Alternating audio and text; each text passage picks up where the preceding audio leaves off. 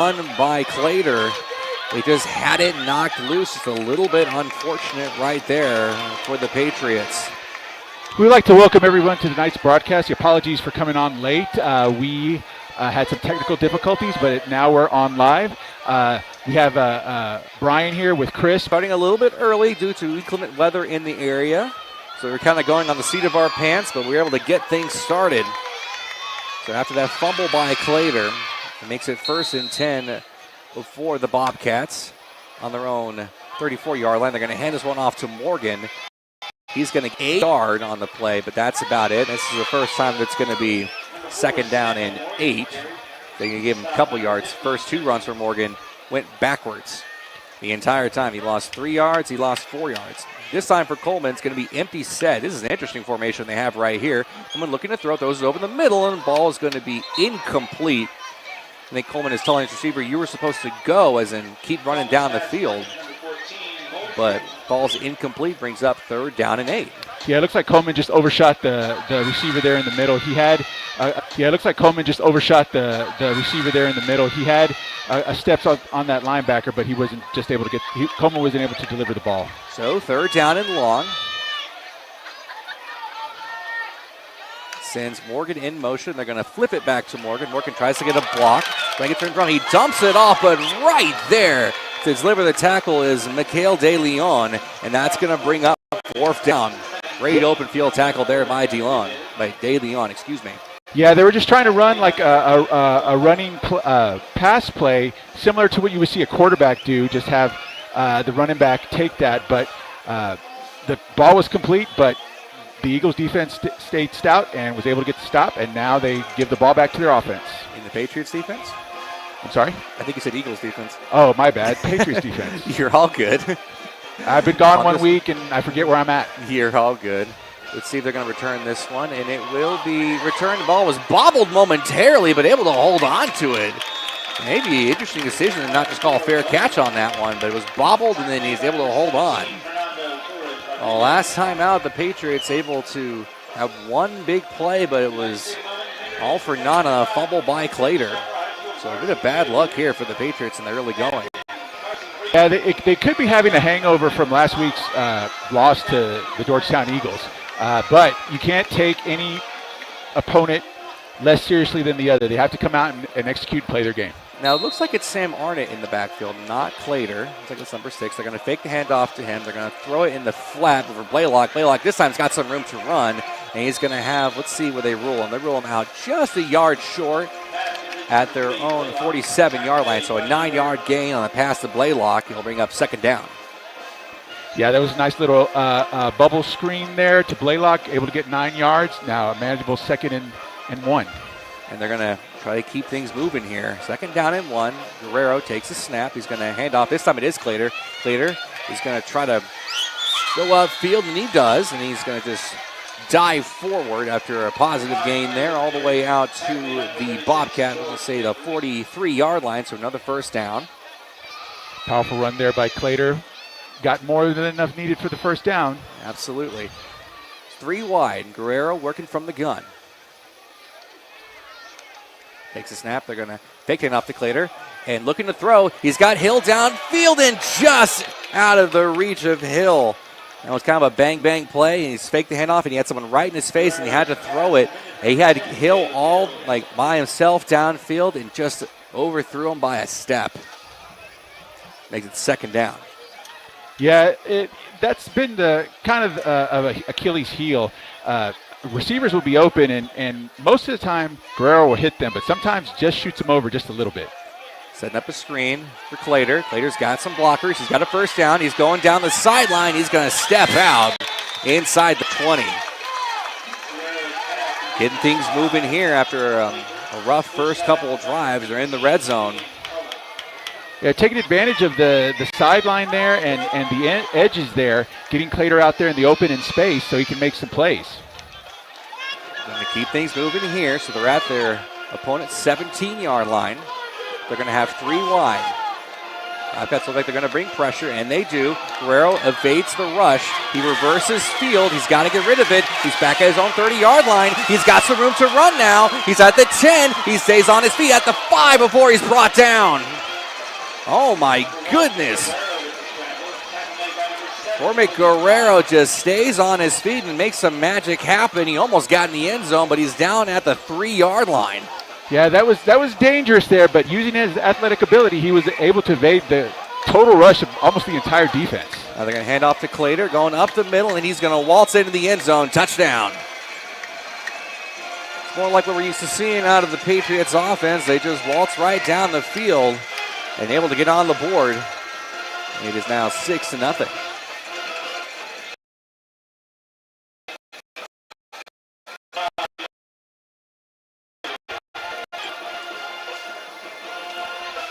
It's going to be Kevon Gonzalez, excuse me. Attempt the extra point. It is up, and he remains perfect on the season. So while we're kind of getting things underway, I'm not sure if you heard me earlier, the Patriots coming into this game 5-2 after a rough loss to the Georgetown Eagles last week. They are the Bobcats. They are winless in district. They're 0-4. They are 2-5 overall. And I don't know if it was just the emotion of coming off of a big-time win against Cedar Park, your first win against Cedar Park, and then coming into that rivalry game. So a lot was going on that week. It's just things didn't go their way. They lost that one 31-8. Before you, what's going on? Interesting. All right. Trying to get everything situated.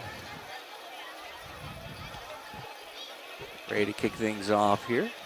6:05 left to play here in the first. The Patriots lead the Bobcats 7-0.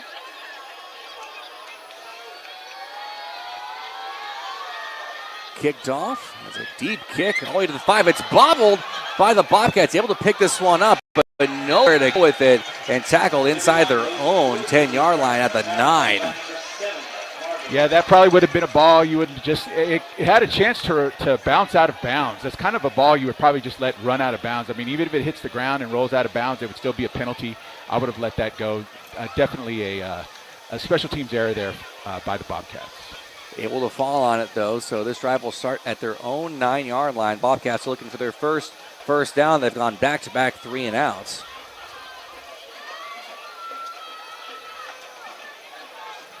Coleman leading his offense out there. And it's going to be Davion Arthur in at running back. 3 wide. Coleman from the gun. Patriots have been blitzing for the most part. Let's see if they bring the heat right here. Trying to get him to jump, and he may have just caught his own guys. He pulled a false start. Let's check here. On the offense, number 77. After the distance of the goal, first down. Yeah, pinned back this deep on their side of the field, you definitely don't want to give up any additional yards. You have to really focus there so you understand the snap count, the offensive lineman, so that you don't jump, cost your team 5 yards. Now it's 1st and 15. And they're sniffing at the back of their own end zone. Yeah, the ball's at their own 4-yard line right now. Coleman looking to throw in his own end zone. He escapes pressure, and he's going to be sacked. Oh, my God. That's almost a safety. Almost a safety and almost an intentional grounding, able to just get rid of the football. Number 4 was in the air. Second down. That's what he was saying. They're saying that wide receiver Jalen Moultrie was in the area, and that's going to negate any penalties, no intentional grounding. If it was, it would have been a safety. Arthur in the backfield, Coleman from the gun. He's got 3 wide. And they're going to hand this one off. Arthur trying to turn up field, but he's going to lose yards on this one. Just a single yard back to the 3. The Patriots are just swarming to the football. Yeah, Patriots defense playing stout against the run here. Exactly what you want to see coming out from last week's game, where be stout against any potential running back you will face. Coleman from the gun, trying to get him to jump. They don't snap it when he does jump, though. So it's going to be 3rd down and 16, it looks like. Got to get to the 19 for a first. Coleman looking to throw. He's deep in his own end zone. Throws it in the flat. Nobody was there. Or at least didn't turn back for the football, and that's going to bring up fourth down. Yeah, it seems the Chaparral, Killeen Chaparral's offense is a little bit off sync right now. They've overshot passes. Receivers weren't where they needed to be as far as running the appropriate route. They seem to be a little bit off center. A lot of that could be due to the Patriot defense, but they just probably need to get that cleaned up coming into the next offensive series. Michael Schubert to punt this one away, and the Patriots, they love to come after him when they're deep in the end zone. They've blocked a few of them this year. Let's see, Schubert's going to get this one off. It's not a very good kick. That one's going to angle towards the sideline. They're going to let this one bounce. It only gets to their own 31-yard line. That's where the Patriots are going to take over. Best starting field position tonight. Just keeps getting better and better. Yeah, it looked like the punter kind of yanked his leg back, fearing that he was going to get hit. And that's kind of shanked that punt. So definitely not a good punt. Patriots in excellent field position for their third offensive drive of this game. I think it's fourth, actually. Fourth. Oh, the fourth. Yeah. That's right. Yeah, the first one went 3 and out, then the fumble, then the fumble. Yeah, touchdown. Yeah. It was the fourth one. Yeah, like I said, you're gone 1 week, and Yeah, you gotta knock the cobwebs out. We're getting there. Honeycutt in the backfield with Guerrero. Nice to see him back. Came back last week. He'll have 3 wide. Sends Honeycutt in motion. Guerrero takes a snap. He's under pressure. He's going to dump it out to Honeycutt in the flat, who makes the catch, makes one defender miss, and is able to get a 9-yard gain. Yeah, excellent use of using his check down route there with Honeycutt. Realized he had the pressure coming from his left, kept moving, hit Honeycutt out there as an outlet for a pretty good gain on first down. We're looking at, what, 2nd and 1? 2nd and 1. Honeycutt once again in the backfield. Everybody on the line, it looks like, except for Hill. He's all by himself out there on the far sideline. Guerrero looking to throw. He's going to try to find Blaylock over on the near sideline. Blaylock has it. He's got the first down. He's pushed out of bounds right at the 15. Actually going to say he stayed inbounds. Clock keeps on running. He's out at the 14-yard line, actually. Another first down for the Patriots. Yeah, just a curl route there. Wide open at the sideline. Guerrero was able to hit that for first down and more. So Honeycutt in the backfield. Another times 3 wide. See what they do here. They're going to fake the handoff. Trying to find on the end zone. The ball is caught. Great catch there by Sam Williams. It's in for a touchdown. Yeah, right there. The timing was perfect. The receiver came in on a skinny post. Guerrero was able to hit that for 6. Patriots now back-to-back drives with a touchdown. It's like a hot knife through butter. Gavon Gonzalez. And to attempt the extra point. Kick is up. And it's good. Once again, still perfect on the season. So the offense just keeps things moving. With 2 touchdowns now, one by Williams and one by Clater. Makes the score 14-0 with 4:08 left to play here in the first quarter. I'd like to give a special shout out to 2 Bobcat players because during the national anthem, which unfortunately we were unable to get due to technical difficulties, there were 2 players singing the national anthem with the choir, and that's number 16, Avery Ellis, and number 53, Tyson Yandal. So just a special shout out to them because singing in the choir, not easy to do. Playing football, not easy to do. So doing both at the same time, that's just tremendous. So good on them. And it's a shame you couldn't get it because it was a really nice anthem. Yes, rang through perfect. The Killeen Chaparral choir was actually very good. I heard them warming up before we went live, and they are very good. Like I say, the new venue here, it looks absolutely tremendous. I'm not sure how new the venue is, honestly, but it's just tremendous. And they got a lot of great things here. So Gonzalez to kick this one away. Last time the Bobcats had bobbled it a little bit on the kickoff. Very strong wind right behind Gonzalez. And he gets a mighty leg into this one. It's fielded inside the 5. Trying to turn upfield. He's going to be brought down after a positive gain. And far sideline says the 22, and the near sideline agrees with him. And that was number 22 on the return. That was Tyrus Wilson. This will be one of the better starting field positions for the Bobcats. Still looking for that first down now. Yeah, let's see if they settle down a little bit. Like I said, it seemed like the timing was off. They had that false start. When you have those penalties before the play even goes, that could kind of shake up your rhythm a little bit, and it's hard to get back, especially in that particular series. Let's see, since they've had a chance to be on the sideline, kind of work on some things to see if they're able to get that rhythm back. Arthur in the backfield, Coleman from the gun. Coleman going to get him with that hard count, takes his snap. They're going to hand off Arthur, and he's just got nowhere to go, but he stays on his feet, not brought down. And Coleman's going to get a block before he's eventually brought down after a 5-yard gain. And he's brought down by, it looks like, number 58, Aiden Vasquez. Take it now.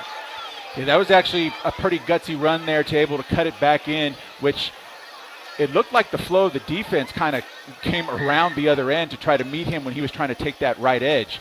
But since there was no one there, he went back that way, was able to find some room, got a key block to get a couple of extra yards, a good 4-yard gain. So actually, that was Trey Marshall on the tackle. Almost brought down in the backfield, though. Got to make sure they keep him wrapped up. Yeah, the Patriots defense, they're able to get penetration of the backfield. If Chaparral keeps allowing them to do that, it's going to be a long night for this offense. So 2nd down and 6. They're going to hand off Arthur. Arthur trying to get around the corner, and he does. He's got the first down. That's the first down for this Bobcat offense out to the 34-yard line. Good job by the Chaparral offensive line to kind of seal off that edge to give the running back some room there. The Patriots defense, they're really good playing side to side, but if you can get a block or two, you can get positive yards against them, and that's exactly what they did with that last play. So actually, they're going to say he was down to the 33-yard line, but 1st and 10 regardless. There's 2 in the backfield with Coleman. Coleman looking to throw, going towards the sideline and falls incomplete. And there's that timing thing you were talking about. That was intended for Kimani Sherman, and he just never turned around and looked for the ball. Yeah, that's with the offense that you see now in Texas high school football, especially in the passing game, a lot of it is built on timing. You have to have the timing right. If you're off by a half second, it can cause incompletions or worse, a turnover with the interception. So it just looked like their timing together just wasn't on point right there. 2nd down and 10. It's like Arthur in the backfield, Coleman from the gun. And they will fake the handoff. Coleman looking to throw. He's under pressure. He's going to take a shot downfield. It's going to be caught. Tremendous catch right there by Jalen Moultrie. And it's their first snap in opponent's territory all the way out to the 43-yard line. Yeah, Coleman threw what I would normally call a bucket ball, just kind of tossed it up there. The receiver was able to come up under it to make the big catch. And Arthur with the toss, but a flag comes in, a false start. See, and that's just something you can't do. You have a little bit of momentum here, and these types of penalties can be a little demoralizing, can kill that momentum. You cannot afford penalties like that when you have things going. Absolutely. So makes it now 1st and 15 right at midfield. So I think it's actually down at the 45-yard line. There's a timeout. I'm not sure what for. I'm not sure who took the timeout. They didn't really announce it. They said officials timeout. I wonder what's going on. I think it's about the spot. I think they're looking at the spot of the ball. Oh, they're waiting for the chain gang potentially. Yeah, it looks like they're waiting for the down marker to come to the. Now the down marker guy made it say 2nd down. I'm hoping they make that say first down. Oh, yeah, there you go. Yeah. First down. There we go. They got it. Arthur in the backfield, 3 wide for Coleman. 1st and 15 now for the Bobcats. Takes the snap. Coleman's just going to try to tuck this one in and run. He's got some room and able to be brought down just past the original line of scrimmage. Actually, they're going to say he was right there. Actually won the near sideline. Judge gives him that extra yard out to the 44. So a 6-yard gain on 1st down will make it 2nd and 9. That was just a big, what I would call a convoy run. You just get as many people in front of you, and you have whoever's left in the back carrying the ball, and they were able to get back or just past the original line of scrimmage. Coleman looking to throw, trying to find Moultrie on a little, quick turnaround route. I think we used to call a button hook back in the day, but unable to connect. That's going to make it 3rd down and 9.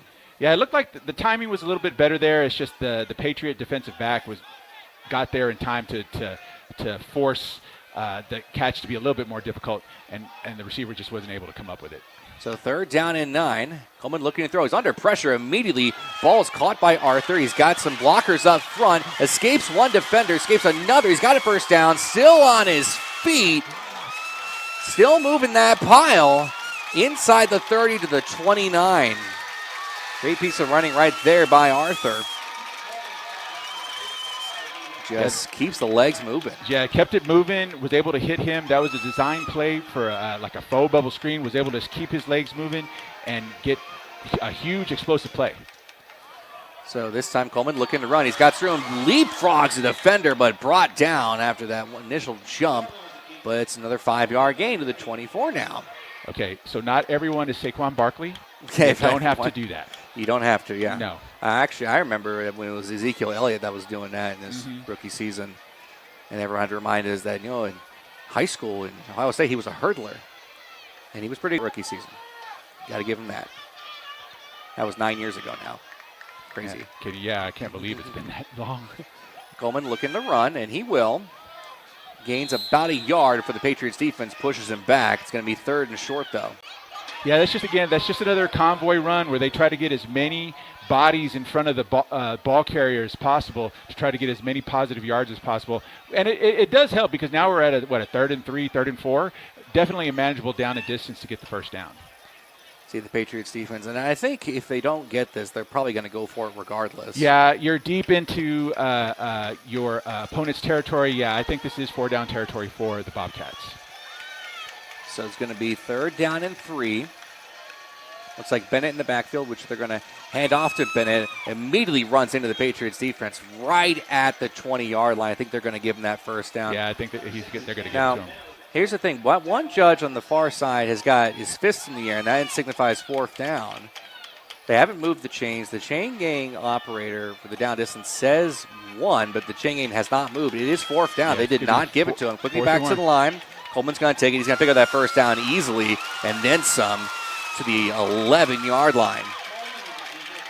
So, I mean, if I'm looking at it from Coleman's perspective, the passing game isn't really clicking. Let me try to get something with my legs. And you know what? They've been pretty successful here. They have been very successful. That's the end of the 1st quarter.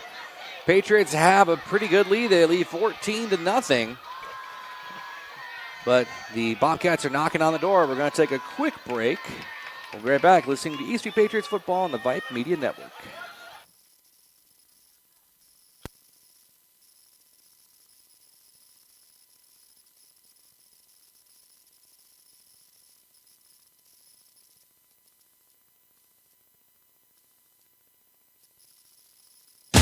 Attention high school sports fans, are you an armchair official? You know, the parent or fan who constantly yells at the referees and loves to let everyone know just how bad you think they are. Well, if you think you...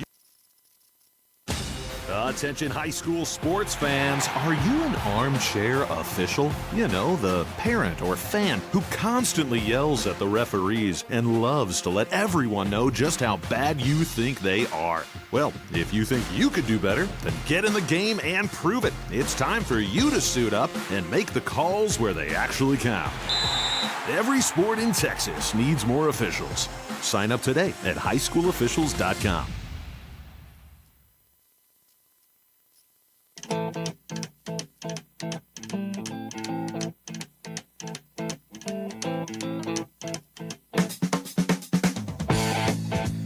And we're back with the start of the 2nd quarter here at Joseph Searles Stadium.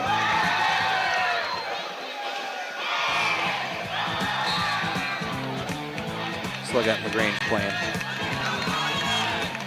As Coleman will hand this one off to Arthur, trying to go around the corner. He's got nowhere to go with it.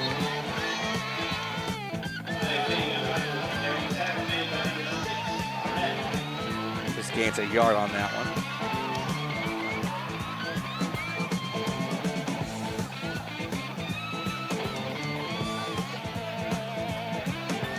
Yeah, really, they're just going to take their time here. They're not going to really try to force anything. They want to try to execute.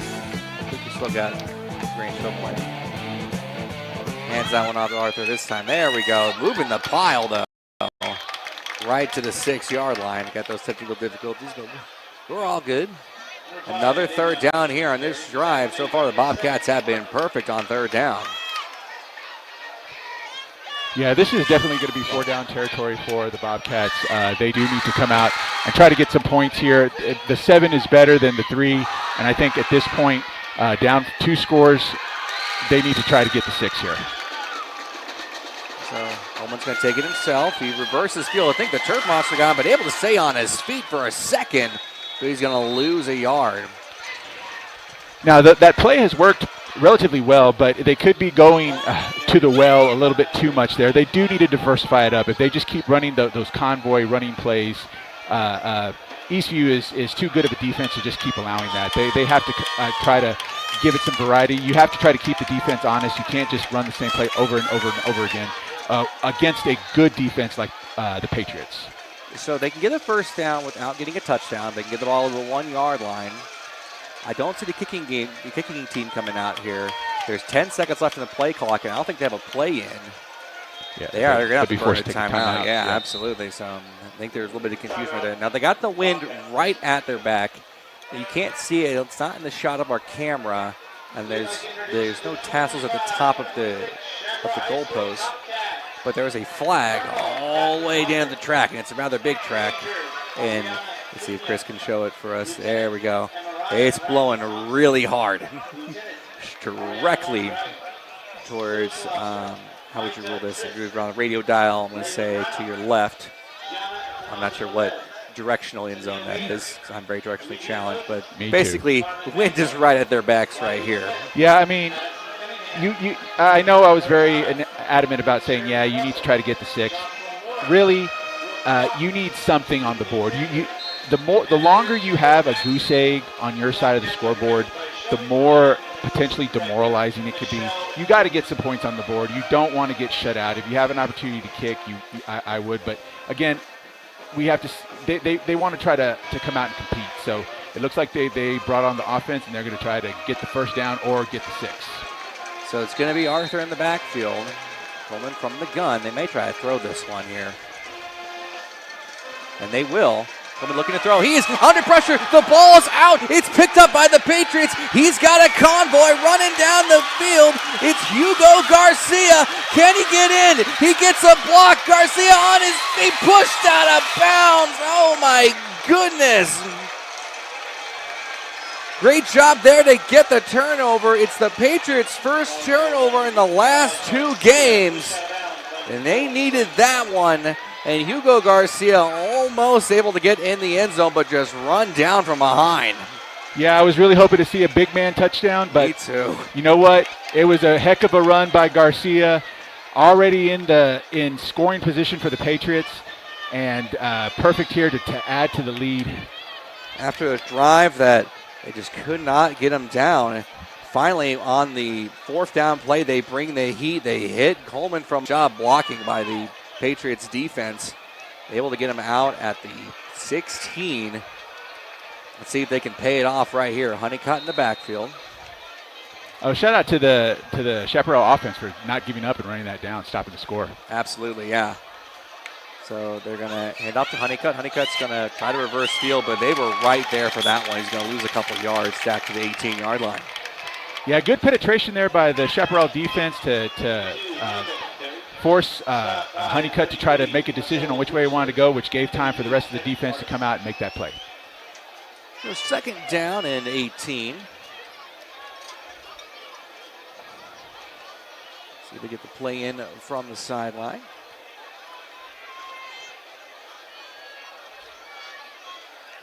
Honeycutt in the backfield. Guerrero looking to throw. He's got time. He's going to take a shot towards the end zone. He's got Hill. It's going to fall incomplete. No flag. Makes it 3rd down and 12. Yeah, that was good. A good defense there by the Chaparral defensive back. It looked like he was beat, but because the ball kind of floated there, the receiver had to wait a little bit, and that allowed the defensive back to regain that separation. Was able to get there right on time to knock the ball away. 12, they've only gone backwards on this possession. They'll try to get some positive yards here. It's going to be Honeycutt in the backfield. And flag comes in. It's probably supposed to gonna be be a a false false start. start, Make yeah. it a little more difficult of a job. So I guess the question would be here, if they don't get the first down, does Coach Robertson keep the offense on the field, or does he give the kicker some expertise? 'Cause I haven't seen him kick too many field goals this season. He's got a couple in his back pocket. He has the one miss on the second game of the season. Feels like it's so long ago. But he's going right into the wind, so it's really all going to depend on what they do here on third down. Long way to go. Guerrero looking to throw. He's got end zone. That was intended for Blaylock. He's going to throw an interception. Blaylock was never looking for it. Blaylock had his back towards the play. He was walking out of bounds. He never saw it. He just never saw it. That is Guerrero's second pick of the season. Considering how many times Guerrero throws the football, that's actually not a bad stat. Absolutely. Yeah, it's like the receiver knew the ball wasn't coming his way, so he did his job, I guess you could say, to try to get that defender to take that corner, and just really gave up on it. You know, Guerrero scrambling, tried to make a play, threw it his way. He didn't expect the ball, wasn't looking for it, and it turned into a pick. That's where all this communication between the quarterback and the receivers. You have to keep mind of what your quarterback is doing. You can't just fall asleep on a route, because you know what? You never know what happens. He was scrambling. You come back to the line of scrimmage, try to give the quarterback a little bit easier opportunity to get the ball to you. You can't just fall asleep out there in no man's land when you're running your route. So Bobcats take over at their own 22-yard line. Defense forced the fumble last time. See what they do here, and they're going to hand this one off to Arthur. Arthur trying to get the corner. He's going to be pushed out of bounds. And this is going to be a loss of 3 to the 19-yard line. Again, that's the stout run defense of the Patriots. They're able to defend the runs up the middle. They're able to get them stuffed, and they have the athletic ability to stretch the field side to side when they try to get those corners. What happens is you have to take a man to block and seal off that corner. But if you do that, you lose a man down the field. So that relies on the runner's athletic ability to try to make some plays. But if you have all those defenders over there, it doesn't matter how athletic you are, you're going to be stopped. And that's exactly what the Patriots are good at doing. Coleman with 3 wide, looking to throw. He's going to take a deep shot downfield and well overthrown his intended target, which is Samuel Morgan. It's going to make it third down and 13. Yeah, the Patriots have been in the quarterback's In his face. face all night, and that's exactly what you want to do in this case. Now, that's where his running ability can come in and wreak some havoc, but just continue staying in his face, and you're going to have those errant throws. 8 minutes left to play here in the first half. Coleman trying to get the snap. He's going to have 3 wide, 2 in the backfield. Looks to be a passing situation here. Play clock at 9. Play clock now down at 5. They just get the snap off. Coleman looking to throw. Takes a shot towards the sideline. It's going to fall incomplete. Aquavius Marbury on the defense right there. And the Patriots able to get the ball right back. Yeah, great defense there. The receiver was open for that little screen type of play there, but defensive back was able to come in and close that gap, disrupt the catch, and now the Bobcats are going to have to punt. Michael Schubert to punt this one away. He's got the wind at his back this time. He's had a few punts not quite go his direction. And this one's blocked. It's blocked. It's picked up by the Patriots into the end zone. Touchdown. Lucas Kidd able to get into the backfield. They get to the ball, and there's that special teams touchdown they were looking for. Yeah, great play there. Really, Kidd came in unabated to the ball. He didn't even have to dive. He was just able to put his hands up, and that's why he had control. He just had to put his hands up, was able to make the block, scoop up the ball, a scoop and score on a punt block. That's exactly what you want to see from your special teams. Absolutely. They got the turnover, they got the fumble, and then they got the punt block, and this time able to fall on it. So Gonzalez in to attempt the extra point.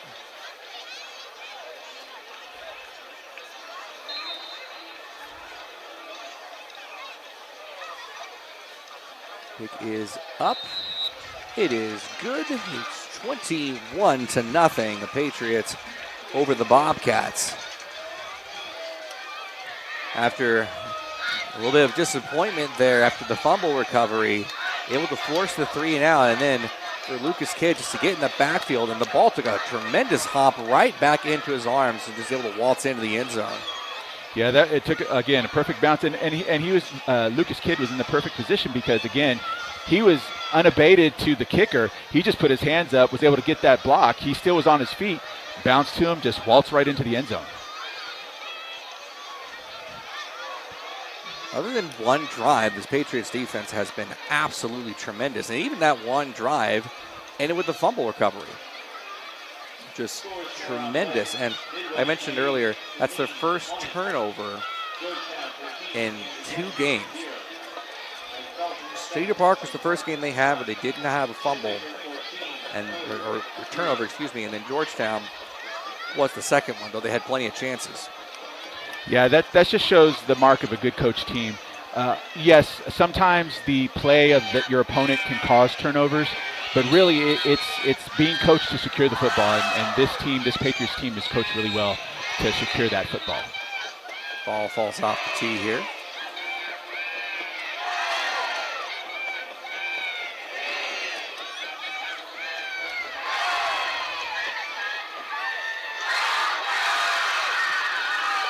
May have to get a holder on this one. Yeah, it looks like they're going. Yeah, it looks like the wind is. It was pretty windy before, but I'm looking at the American flag over here to the right. I'm sorry, to the left side of us, and it looks like it's wisping a little bit tougher, a little tighter. So the wind may have picked up a little bit. Keep in mind, we're expecting a big thunderstorm to come this way around 9 p.m. So hence the reason why kickoff was moved to 6. Short kick, not a lot of distance. And they kind of overrun the coverage right there, trying to just completely nail Kamani Sherman, but they run right past him, able to gain 10 yards on the return out to their own 40, maybe 41-yard line. Now, that big storm's coming in. I was talking with some of my coworkers about tonight is obviously the Battle of the Lakes, and they're retiring Drew Brees' number. And that game was supposed to start at 7:30, and I'm wondering, I don't know how they're going to get that game to finish in a reasonable amount of time with all the bad weather we're going to be having. Yeah, and I know Westlake ISD and Lake Travis ISD, they're not real keen on changing their start times because, they have a lot of media around. They have television broadcasts, radio broadcasts. So I don't know if they changed that game, but we'll check at halftime to see if there's a status on that game, and we'll report it back to you. So it looks like Arthur going to be lined up at quarterback. Takes a snap. He's looking to run, trying to get that corner, and brought down from behind by Aquavius Marbury after a 1-yard gain. It looks like they're doing a little bit of wildcat action there, trying to get their best athlete the ball right from the get-go, and it looks like that's how they're going to be playing for this drive. A great defensive play there, just running him down before he's able to get that big head of speed and potentially a lot more yards. So 2nd down and 8. Once again, Arthur from the gun. It's another design run, and he's going to be brought down. And this time it is Aiden Vasquez. As soon as he got to the football, they bring him down, and this is actually a 3-yard loss. So it's going to be 3rd down and 11, back to the 39-yard line. Yeah, it looked like Arthur kind of hesitated there, and again, the Patriots defense have been in the backfield all night. You cannot hesitate. Even if you get hit before the line of scrimmage, a 1-yard loss is worse. It's not as bad as a 3-yard loss. You have to make your decision. I know you running backs are taught to be patient, wait for the holes to develop. But if you're in Wildcat, you have to make your decision, especially when the defense is living in the backfield. Bobcats take a timeout. And also to the point there is when someone that's usually a running back is taking the ball, in a direct snap, it's almost obvious what he's going to be doing with the football. He's going to be running it. So especially if you're doing it against a defense like the Patriots who love to blitz, they love to get after it. It can be really difficult to do when everyone kind of knows what's coming. Yeah, and I'm kind of trying to figure out what the coaching staff of the the Bobcats are doing, because again, the Patriots defense has basically been living in the backfield. When you try to run, just do straight quarterback runs, and they're not doing the convoy runs that they were doing with Coleman. They're just saying, hey, Arthur's our best athlete. We're going to get him the ball immediately and have him make some plays for us. That's real difficult to do when you have Patriot defenders that meet him 1 or 2 yards past the line of scrimmage. So I'm kind of trying to figure out what's happening here. Are they trying to soften him up for something? I'm not sure. But they have to get creative, because you're only going to get so far with just running the quarterback up the middle 3 times in a row. Well, Arthur takes the direct snap. This time he's looking to throw, though, and he's just going to dump that one off. It's caught by a lineman for a big loss. Yeah. A flag comes in late on that play. That was caught by number 75, Jonah Taliva. And that was kind of an interesting pass, too. He kind of like held the ball sideways and just kind of like chucked it. Yeah. The spot foul, knocks it down, fourth down. Yeah, this is Jonah Taliva was not a eligible receiver on that play, so it is a loss of down, and that's a penalty. Yeah, I know when I was a guard throughout high school and in college, and they always said if a ball is like, if they're just flailing the ball and it kind of comes to you, just ignore it. But, you've been playing catch your whole life. It's hard to ignore a ball coming to you, so the reaction is to catch it. Oh, that looked like, I don't know if they were trying to. I thought they were trying to fake it or not, or if the punter was just trying to protect himself. Yeah, last time they punted was a block and picked up by Kidd. And Kidd actually was in his face again right before the whistle came in. But the Patriots get a timeout in. That's their first of the half. 6:11 left to play here in the half. You can see the wind just keeps on getting stronger and stronger as the nights go on. And can't really see any storm clouds rolling in, but you can just kind of feel it. It's coming. Yeah, it's coming. I saw the radar. It's making its way this way. It's not if it's going to hit, it's when it's going to hit. Again, the initial projections as of about 30 minutes ago saying it'll be between 9 and 9:30 in the Killeen area. So we'll see if that happens. The game should be done by then, hence the reason why we started at 6 instead of 7. But again, we'll see, and we'll keep everyone abreast of what's happening. So Schubert in to kick this one off. Patriots player number 4 back to receive this one. I'm going to ask the coaches right next to us what his name is, and able to get this kick off. Nice kick, because he's got the wind right behind him. Fielded at 25, gets a block, trying to go down the sideline, gets past that initial rush, stays on his feet at the 50, then brought down from behind. Decent return right there. Decent return there by number 4. Like first name is number, last name is 4. Number, last name is 4. There you go. There you go. That, yeah. Number 4, like in the Kids Next Door. You didn't watch that show, did you? I didn't. I was too old, but I had a son who did. Okay, there you go. Yeah, code name Kids Next Door. Yeah, I remember that. That's number 4. Number 4. Real name was Wallaby Beatles. Okay, I didn't know that. I just randomly remember that. Does not matter. Clater back in at running back. Last offensive possession was -2 yards. Handoff. No, not a handoff. It's going to be a throw to Blaylock, trying to get a block, and he does, and able to gain positive yards, 5, maybe 6 yards, out to the 42-yard line. Yeah, that was a 3-way option RPO there. He could have handed it off to Clater. He could have taken the ball himself, Guerrero that is, but instead he dumped it off to Blaylock for a good 5-yard gain. A play they are liking to run so far, so they're going to give him 5 yards. Second down and 5.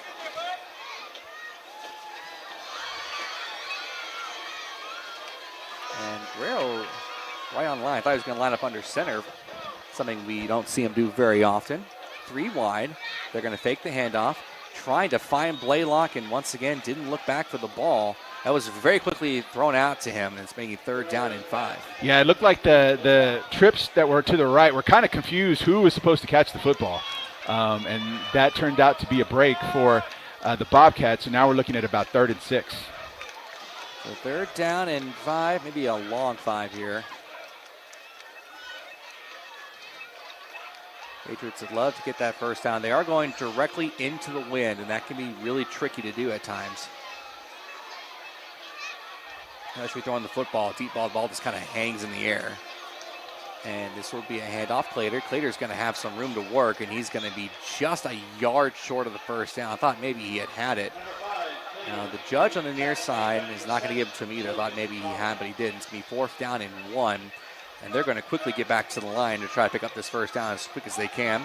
Handoff. It's Clater getting around the outside. He's got the first down and then some at the 30, inside the 30. Still on his feet and down at the 26-yard line. Nice, powerful run there by Clater. Just found the hole and just kept his legs going. Was able to get the first down and more. Threatening to get into the red zone. Going right into the wind. Quickly back to the line. It's going to be another handoff. Clater bounced off would-be tackler and falls forward for around a 3-yard gain. At the 24, maybe a 2-yard gain. Though. It means it's 2nd down and 8.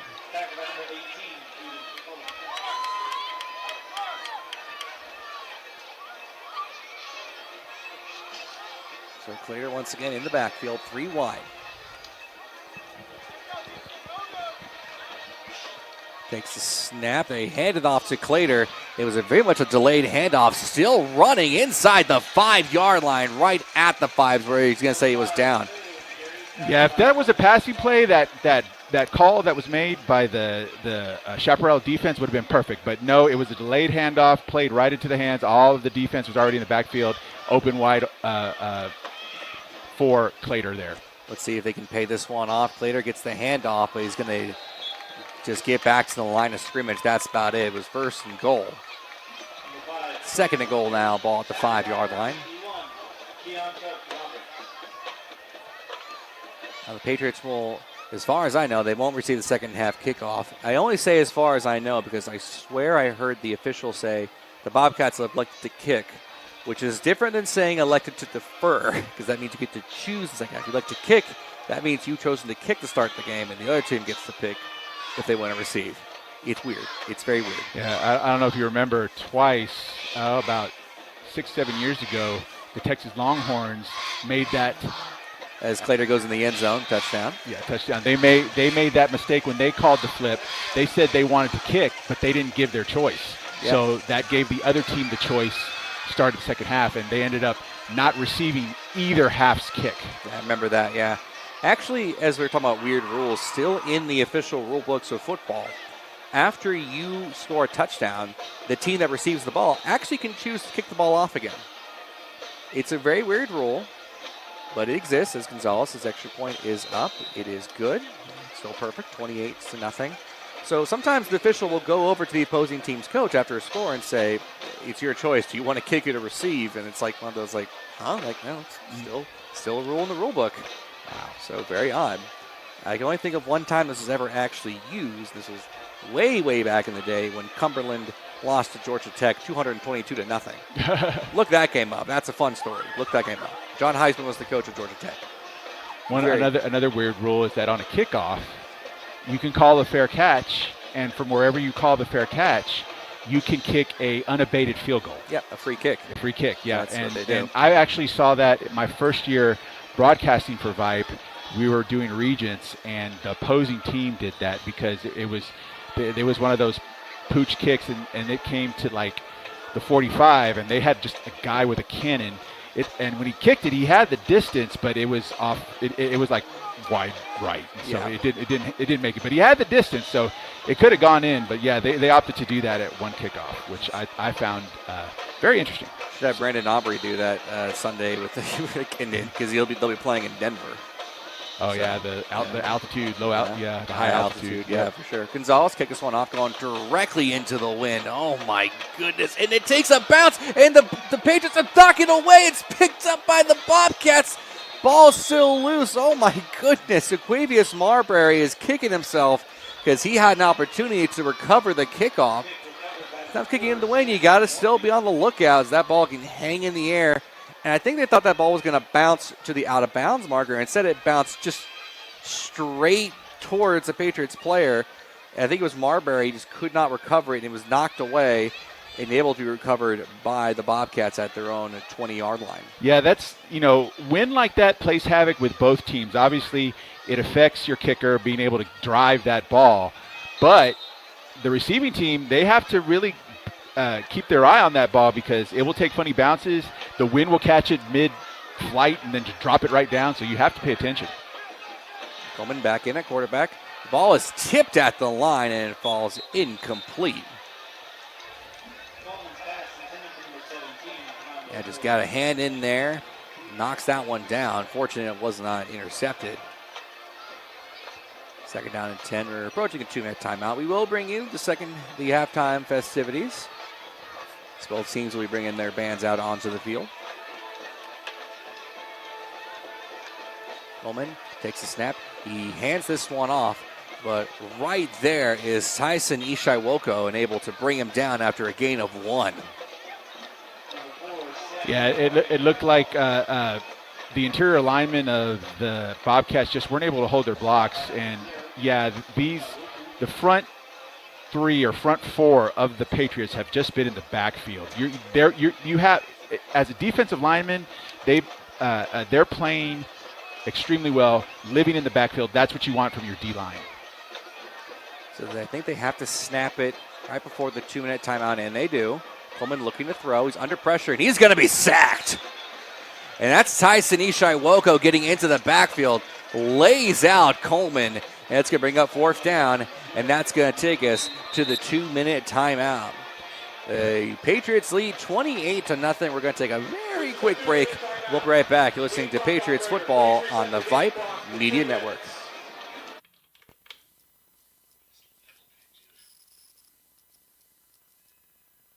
Why are interscholastic sports called the last classroom of the day? Because they teach students important life lessons like teamwork, accountability, and perseverance.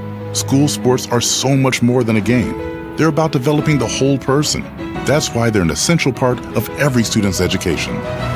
Encourage your student to participate in the last classroom of the day. Interscholastic sports in Texas. This message presented by the UIL and the Texas High School Athletic Directors Association.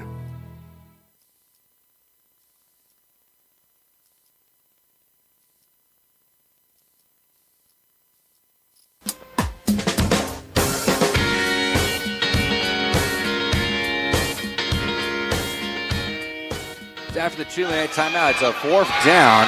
Schubert to kick this one off. He kicks it directly into the air.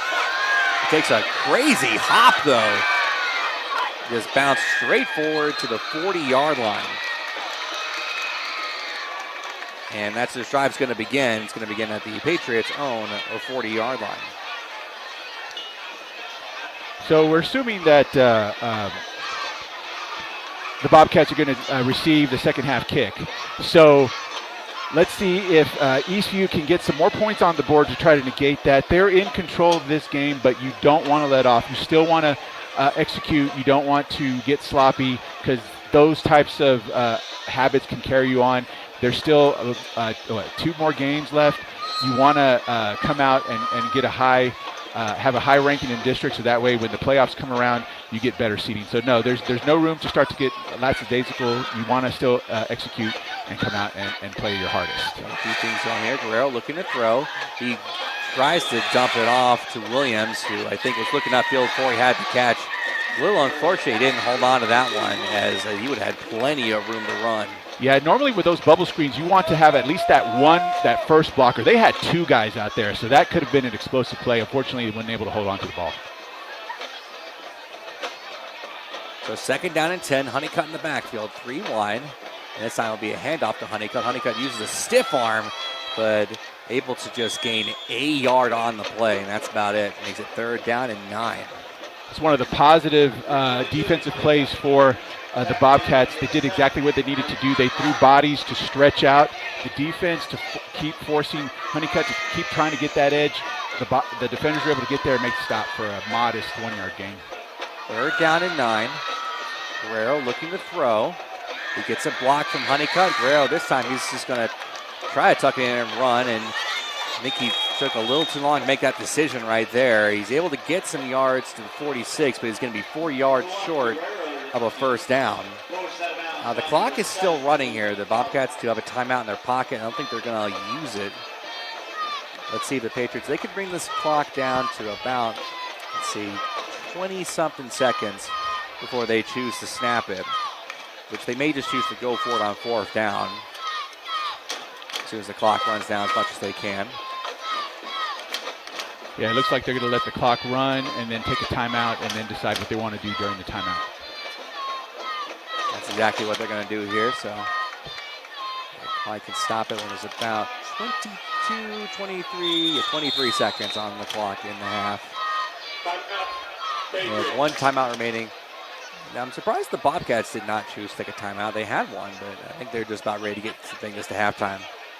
Yeah, it's like I think they want to get back in and regroup, not try to come out and make any mistake offensively if they did get the ball back. I think they're going to regroup. They need to come out and, again, just come out and play and execute efficiently. Everyone needs to do their assignment. Don't try to get flashy. Don't try to overdo everything because, yeah, you understand you're down significantly here, but you still want to come out and execute. You want to come out and play like the score is 0-0 so that, it will help this football team grow and build for the next few games and beyond. So I see Hills in there. He's usually the punter. There is someone back to return this one. That's Moses Woods. We've seen them fake it once this year. I doubt they would fake it in this situation. And Hills is going to punt this one away. High kick. Oh, that wind caught that. Oh, my goodness. Look at the wind catch that one in. I'm not sure. It touched it. I think it hit a Bobcats player. Did it hit the foot? Let's see. I don't know. They did not rule it, so you know what? I think at this point, if it's questionable, they're just not going to. I don't think so. Yeah, they're not going to rub salt in the wound. You know what I mean? But that was a net punt of, I think, about a yard. Yeah, it was not good. The wind just caught that. Yeah. This is where like the rugby style kicking comes into because you have kind of a little bit momentum when you run around the end like that. You have momentum and it's a line drive kick. It helps here, but he's more of a contemporary punter. Hills is, so he just kicks it and the wind just catches it. Kind of like playing golf. You would punch it into that wind. Yep. Rather than trying to flop it. But 1st and 10 at the 50-yard line. Coleman in the gun. Morgan in the backfield, 3 wide. It's just going to toss this one off to Morgan. He's going to reverse field. Brought down from behind by Marbury. And I think that's going to bring us to halftime. Patriots have jumped out to a substantial lead. They lead 28-0. We'll bring you the bands and we'll be back. You're listening to ECU Football on the Vype Media Network. Keep it.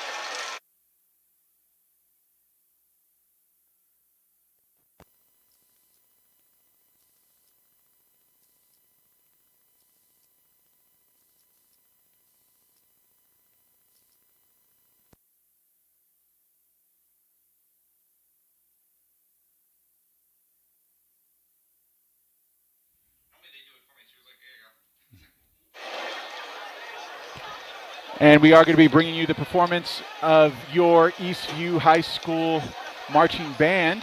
We also get a partial performance of the Killeen Chaparral Bobcat marching band. It is homecoming for the Bobcats tonight, but they actually did the homecoming festivities before the game. So we're not going to see the crowning of the homecoming king and queen. It is homecoming, though. They did that before the game, so we should have the entire band performances for both schools tonight. But first up, we will have the Eastview marching band.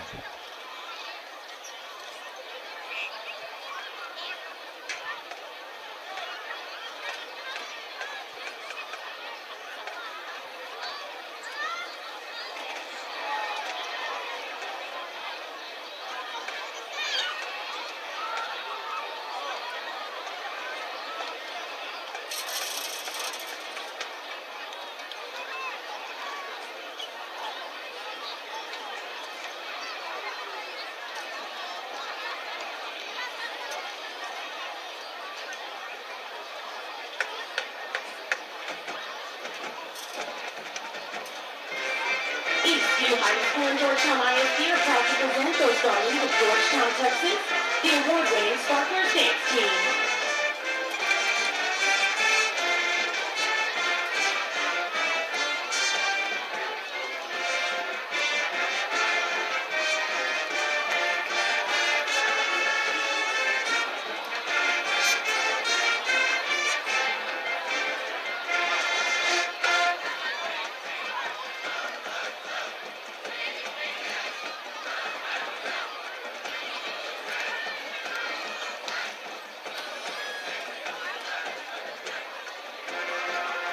Sparkler managers are Lorelei Paul and Alyssa Holden.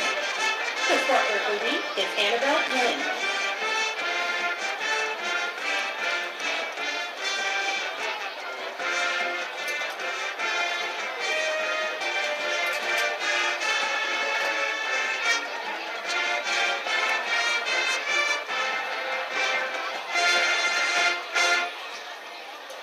The Sparklers are led onto the field this evening by the 2025-2026 dance officers, Lieutenant Grace Whiting, First Lieutenant Alyssa Killeen, and Captain Brooklyn Winslow. The Sparkler social officers are Kaylin Bailey, Spencer Porterfield, and Ashlyn Stearns. Tonight, the Sparklers will perform a palm routine to feel this moment. Take it away, Sparklers.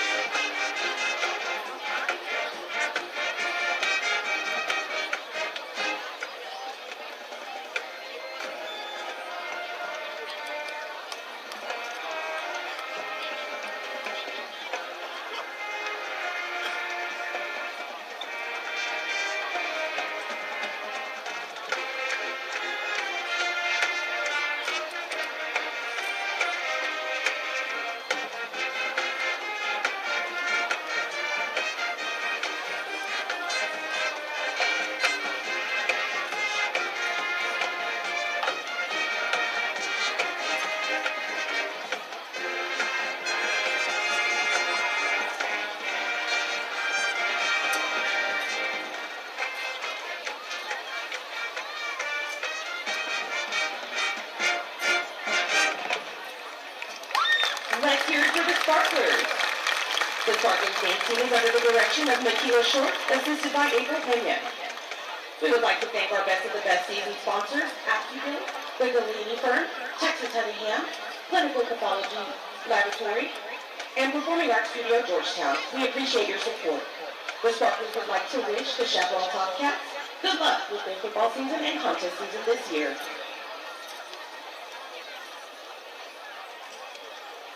Tonight, the ECU Band and Color Guard are performing their 25-26 season show, Round Tight, featuring the music of Billie Eilish with original compositions by Michael Miller, soloist Alex Guerra, Joshua Hawk, Carter Kinsner, Reed Thompson, John Nolan, Cody Severson, Giovanni Tello, and Sean Brady. Let's hear it for the ECU Patriot Band.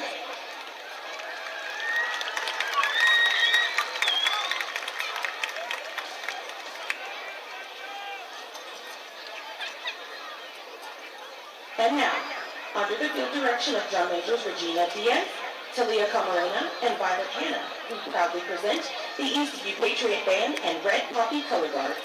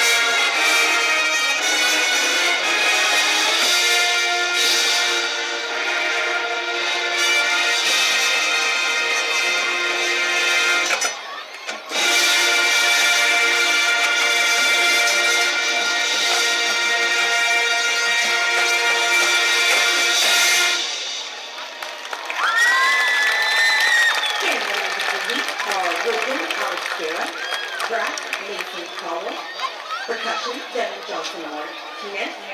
And Puppy of the Week is Robert Thorpe. Section of the Week, Tuba. Thank you to the ECU Patriot Band Directors, Brent Poindexter, Bridget Johnson, and Andrew Flesinger. Color Guard Directors, Ruth Flores and Salem Miles, and Associate Staff Members Reed McGreggy and Alejandro Gonzalez and Daniel Lander. The ECU Band is sponsored by Cody Poole, the Anna and Anton Olson Legacy Foundation, Kruger Architects, Catering by Moxie. Thanks to Georgetown IC Superintendent Dr. Devin Patterson, Director of Fine Arts Carol Watson, Fine Arts Assistant Amy Holmes and Gretchen Parker, and ECU Principal Alfonso Longoria. The ECU Band would like to wish the best of luck to our friends at Lake Wilson and success in their season.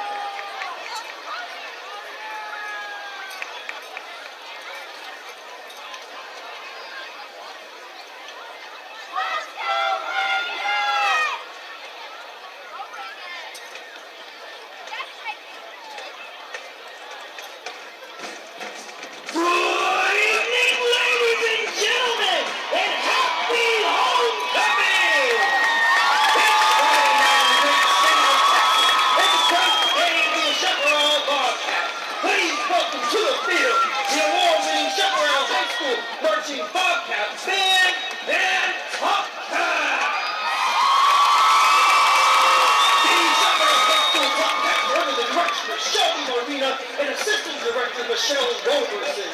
The 2025 Top Cat officers are Social Officer Mike Triste, Lieutenant Myra Riley Thompson and Ariana Mondragon, Major Aubriana Kuna, Colonel Catherine Walker, and your Top Cat of the Week, Emerson Carranza. Tonight, the Top Cats will be performing a kick routine to all of your favorite hits from Madonna.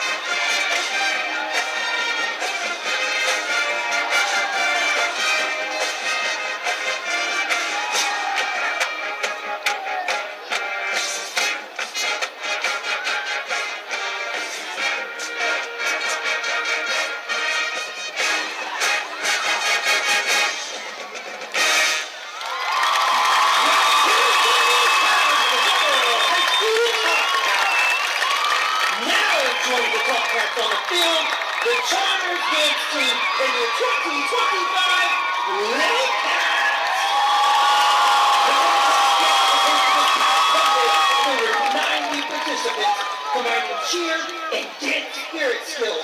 These elementary and middle school kids will be performing a palm routine to Little Boothie.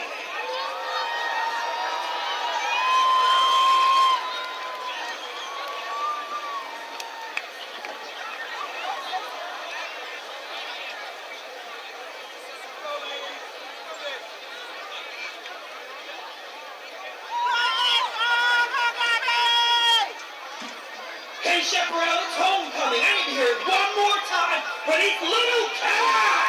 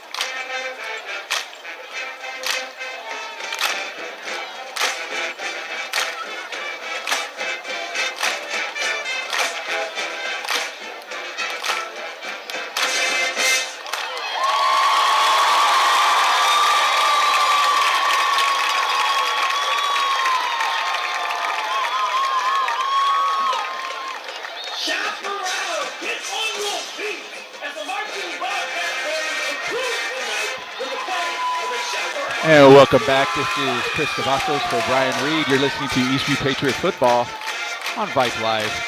We'll go ahead and bring you some scores from the Central Texas area of other high school football action. Keep in mind, we started an hour to an hour and a half early because of inclement weather that is forecasted to come our way.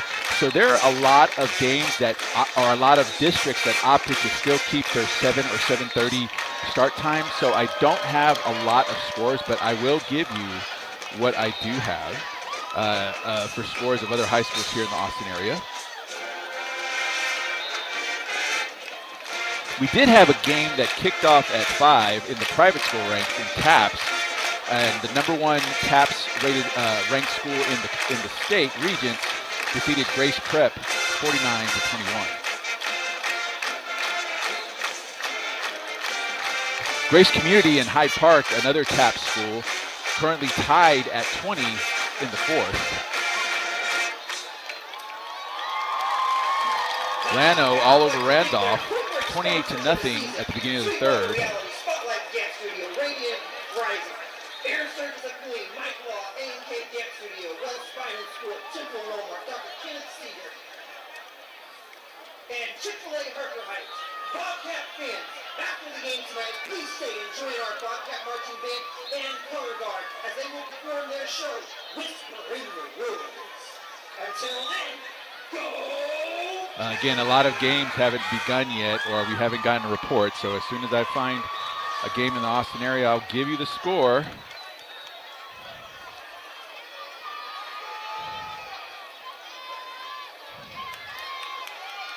Here we go.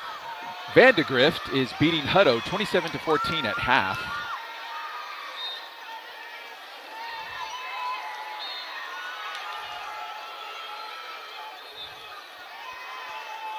Smithson Valley on top of New Braunfels early, 7-0 in the second.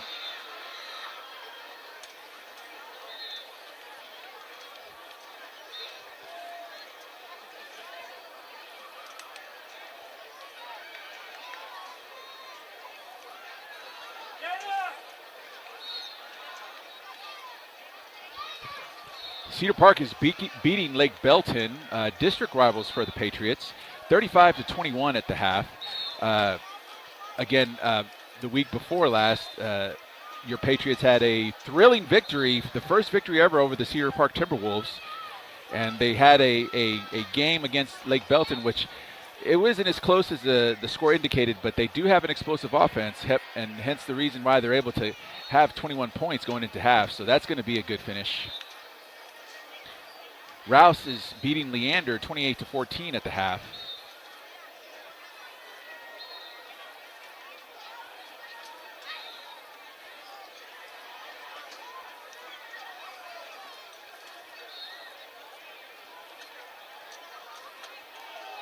Lake Travis in the Battle of the Lakes is on top of Westlake 7-0 going into the second.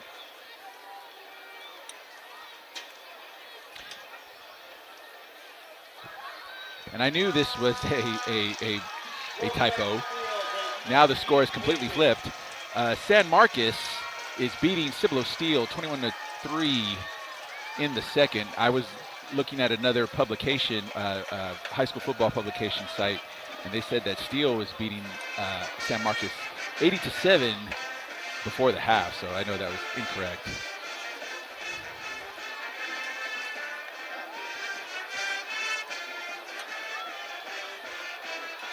Salado is beating Gerald 14-8.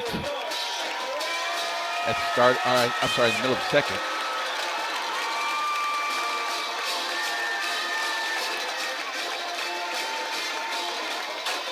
And those are all the scores I have now for games going on in the Austin area. Again, there are, I would say probably maybe half of the scheduled games for Friday moved their start time up an hour to an hour and a half because of the inclement weather that's forecasted to come through. But there were some districts that opted to keep their times. Hence the reason why I don't have much information, especially if it was a 7:30 start. So my apologies for that, but I'm sure you can follow the either statesman.com or KView, Fox 7, KXAN for updated scores as the night progresses. Thank you, Chris. I will say another score that I do see. I'm not sure if you said that Rouse leading Leander 28-14. Yes. Okay, excellent. Yeah. Rouse is the next opponent for Eastview as we look ahead a little bit here. 2 games left. They have one more home game. That's going to be Halloween night. Playing Rouse. That game will be broadcast on Vype Live, and as suspected, the Bobcats will be receiving the second half kickoff. Ball falls off the tee again.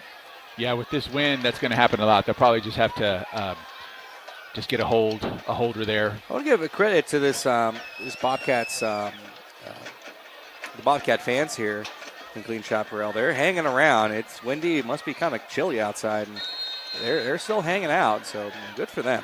Well, you know what? If they're native Texans, they will welcome the fall weather like you wouldn't believe. Absolutely. Kicked away and went right behind him inside the 5-yard line. Taken by the Bobcats, trying to turn up field. Bounced off would-be tackler before being pushed out of bounds right at the 30. And an update, I was able to get an updated roster and also talk to the coach in this room. Number 4 for the Patriots is Josiah Bowens. Josiah Bowens is number 4, so we can stop calling him from the code name Kids Next Door. The Bobcats only had one drive that really brought him inside opponent's territory, and they got him in 4th and 5 from the 6. Before he fumbled and was gone the other direction. Coleman takes a snap, looking to run. He's going to try to reverse field. He does. He's being chased by Marbury. He gets a tremendous block, but Marbury able to run him down and bring him the 35-yard line, a 4-yard gain. Yeah, anyone's going to be hard-pressed to try to outrun Marbury. He's able to play sideline to sideline there, even though Coleman cut back to the other side. Marbury's speed was able to catch up pretty quick, and what could have been a huge gain was just a gain of 5. So Arthur in the backfield. 2nd down and 4. Arthur takes the snap, takes the handoff, trying to get around the corner. He's being chased from behind, bounces off a tackler, and still able to stay on his feet. He's got the first down to the 44-yard line. So Arthur with some hard running there, and he's really been their workhorse. A lot of the positive plays have come on his feet. It looks like they're going to try to utilize him a little bit more here in the second half. So 1st and 10 from their own 44-yard line. Coleman's got a few in the backfield with him. He's going to hand off Arthur. He's got a big hole up the middle, past the 50 before being brought down. I'm going to say he gained 9, maybe 8, maybe 9 yards. I'm going to say 9 into opponent's territory. Yeah, right there. Good job by the Chaparral offensive line opening up that hole for Arthur. It was a big hole in the middle. He was able to he hit the hole hard and gained about 8 yards. It's going to be 2nd and 1. 2nd down and 1. Hand off to Arthur. He's got the first down. Not much after that. He's down at the 44-yard line. Again, he had his choice there of holes. He had that hole off to the edge there. He had one up the middle. He opted to take the one on the edge. Still enough for first down for the Bobcats. So 2nd down, 1st down and 10 from the 44. Coleman looking to throw, going towards the sidelines, going to fall incomplete. Flag comes in. Manny Williams on the defense. I don't know if they're going to rule a pass interference. It looked like he had turned around, was playing for the ball, but we'll see what the flag says here. Yeah, that was a pick-em call right there.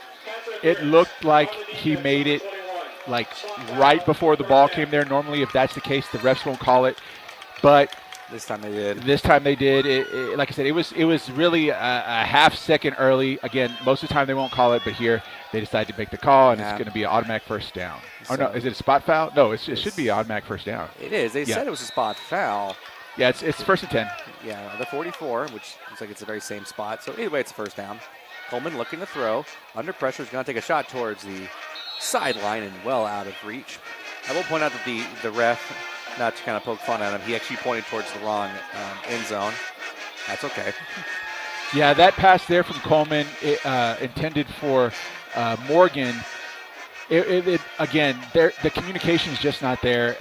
It looked like the Morgan kind of peeled off his route, wasn't available. The ball sailed over him. They really need to shore that up. Arthur will take the handoff, trying to bounce around the outside, brought down from behind. And that was Jason Mulholland with the tackle. And that's going to bring up third down and 11. Yeah, a lot of these tackles behind the line of scrimmage for the Patriots have been from someone coming in off the end, and then they're actually tackling the runner from behind. Great speed there at the end there for the Patriot defense. And it looks like Mulholland's a little shaken up there. Maybe a little bit. Has to come off here. So, yeah, the official timeout this time. 9:20 left to play here in the third quarter. Patriots lead the Bobcats 28-0. So, I think we're about to – this is a very quick timeout here. Yeah, and even though it's not pretty, it looks like the Bobcats are putting together a little drive here with just some dink and ducks, some 5-6 yard runs, putting together a little drive. They're in Patriot territory. Let's see how much further they can get. Third down and 11. Coleman looking to throw. He's under pressure. He's going to step up in the pocket before he's brought down from behind. They're going to say just get back to the line of scrimmage, and that was it. Brings out fourth down. Yeah, that was very dangerous. He had the ball. He was palming the ball with his hand, and he was coming down to the ground. Normally, that can spell disaster, but he was able to hold on to it and not lose the ball for a turnover. I don't see Schubert coming out there to punt this one away. Yeah, I think at this point, they're inside the 50. It's kind of a no man's land for a punt. Definitely not a situation where you want to try to kick a field goal into the wind. It's four down territory on this side of the field. So fourth down and 11. I'd be trying to get him to jump too.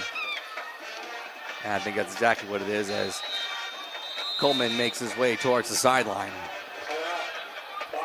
Yeah, I still think they're going to go for it on fourth. I think they were just maybe trying to get them to jump so they can get an additional 5 yards, have this fourth down not be as daunting. But again, the way the punts have been going here, there is no way you're going to punt into this wind. Absolutely. Especially the way that they like to punt. Not very many line drive kicks straight up in the air. It's just going to die as soon as it gets in the air. Correct. And the wind just gets more and more powerful as the night goes on. That flag out there is just whipping in the wind. It's kind of crazy to see looking out on the horizon. I just find it kind of interesting is that they have 2 football fields out there, with 2 full-size goalposts on each side, and it's all grass. And then this is a turf field. And the baseball field they have is all grass, which means that the softball field next to it might be all grass. It's not something you see very often. No, and what I saw like in the late 90s, early 2000s, maybe even to the 2010s, is it was actually the opposite. Your practice fields were turf, and your actual playing fields were grass. Now that's kind of flipped. Obviously the majority of high school football stadiums have gone to the field turf. The field turf because it is cheaper to maintain than grass. But yeah, that's how it was back in the day. Your practice fields were turf and your playing fields were grass. Well, fourth down again. 3 wide. Williams in the backfield. Coleman looking to throw. He's hit as he's thrown, and the ball's going to fall. And there's this. He might. Yeah, he did. He got the interception. He got the interception. It's a great job there. That is Manny Williams on the interception. That's the first pick for the Patriots of the night. Their second turnover. Kind of an arm punt, though, all things considered. Yeah. Maybe we'll let that one fall with a 20-yard difference. It's just a net punt. It's just really a punt when he tossed that up there. Great catch, though, there. Was able to scoop it off before it hit the turf, and it was able to get the interception. And, that looks good for him. Yeah. I mean, that's the thing is the defender, you're trained to go after the ball, and he was playing for it. So Either way, good interception there. They're going to take over at their own 23-yard line. Handoff, Clater. Clater going up the middle. He's going to break through the defenders. Clater being brought down behind. The ball comes out again. I thought he was down all the way, but the officials are going to say, I'm not sure if they're saying it's a turnover or not. The side judge is saying down. Actually, they're both saying, so he was down. He was down. Yeah. The back judge was coming up and getting ready to. It looked like he was reaching for the bean bag, but he didn't grab it. Then the two side judges said he was down, so he's down. If there's any other level of football, they may let that play out, but down at the 45-yard line as Guerrero takes the snap. He hands it off to Clater again. That's the second time tonight. It looks like Clater has gotten the snap and gotten the handoff, I should say, and has coughed it up. But this time, fortunately, he was down by contact. And that's one of the risks of being a hard runner. You know, when you're dragging people with you, that the chances of the ball coming out, you know, obviously increase. But if that's your running style, you don't want to change. You got to kind of live and die by your running back like that. So, you know, you take the good with the bad. Lots of good with Clater. Yeah, he did put it on the turf a couple times today, but he's done a lot more positive stuff. So you keep feeding him the ball. I think so. 2nd down and 6, and they're going to keep feeding him. But this time they're ready for him. He's going to lose yards here, a couple. Actually make that 3 yards. Going to make it now 3rd down and 9. Yeah, that's a situation for probably one of the only times tonight the Bobcats front 4 were able to get penetration into the backfield. And, of course, that plays havoc with your running game, especially from the shotgun. So with the people back, the Bobcat defenders in the backfield kind of caused Clater to hesitate, and all it takes is a second for the defenders to make it to you, and then you get a tackle for loss. So 3rd down, they're going to say 3rd down and 8. They had to get to the 35 for a 1st down. Let's see what they dial up here. Usually like to pass it, and Clater's going to go in motion. They're going to look his way for a second and give it over to Blaylock. Blaylock has some room to run, carrying defenders with them, but he's going to be brought down just about a yard short of that 1st down marker, right at the 36. They look back towards Clater for a moment before finding Blaylock. An official timeout. It looks like we have 2 Bobcats down. One looks like, actually, may just be a cramp. Yeah, it's one of the worst feelings in the world, I got to say. Oh, I've had my share of cramps, trust me. Yeah, it is not a good feeling. It's just, it's odd to see it this late in the season. Normally, you see it at the beginning of the season, obviously, because, you know, it's the start of the season. You're playing, you know, you're playing your first games of the season. And, of course, you know, you play hard in practice, but when you're playing an actual game, it's human nature for your intensity to come up. And not to mention, we're coming off of Texas, you know, you'll be coming off of Texas summer, you know, a lot of sweating and dehydration issues and stuff. That's normally when you see all the cramps. It's unusual to see one this late to the season. You get that pickle juice on the sideline. Well, It's 4th down and 1. 6:02 left to play here in the 3rd quarter. The offense is staying out on the field. Yeah, kind of in that no man's land. They got the wind right at their backs, but it'd be a very long kick for anybody to kick it. And they're going to hand off to Clater. Clater's got a 1st down out to the 31-yard line, so just keeping those legs moving and moves the chains. Yeah, it looks like we're coming up to like 5:43 here in the 3rd. It looks like the Patriots aren't trying to get real creative. They just want to keep the ball in their hands, keep the clock moving as much as possible. They're still trying to get into the end zone, but they're trying to eat up some of that clock. So they can, and you know, obviously running the football, the clock runs a lot quicker. The game goes a lot quicker, so they can get out of here. We can get out of here before this weather hits and get back home. I think so, yeah. 3 wide, Guerrero from the gun. Play clock at 5. They're going to hand off Clater once again. Bounce off would-be tackler. Gets into the secondary. Still moving that pile. He's at the 20, not quite the 21, the 23-yard line. It was number 66, Damian Myers. Looks like he had Clater in a bear hug. Was trying to keep carrying him forward to get more yards. What a play! I like to see that. Yeah. Defenders just keeping them moving there. As the sun has completely set here already, and it is absolutely gorgeous at this field, I gotta say.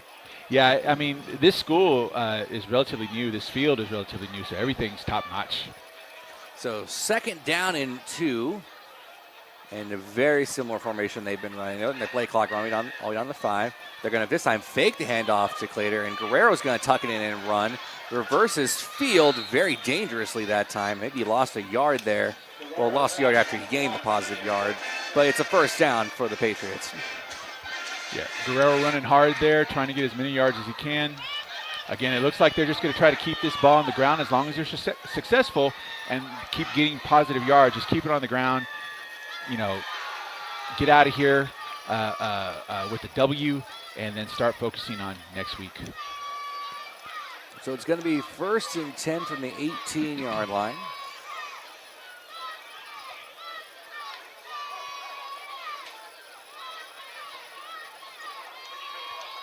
And they're going to hand off Clater once again. He's just going to try to follow his blockers. Flag comes in on the far side.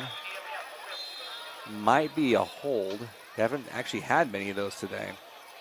Yeah, again, that's a situation where the defensive line of the Bobcats were able to get penetration, get into the backfield. And again, the way that these Texas high school football offenses run from the shotgun, you get a body back there that's not your man, and that causes you to have to change what you want to do. And all it takes is a half second for all the other defenders to show up and make the stop.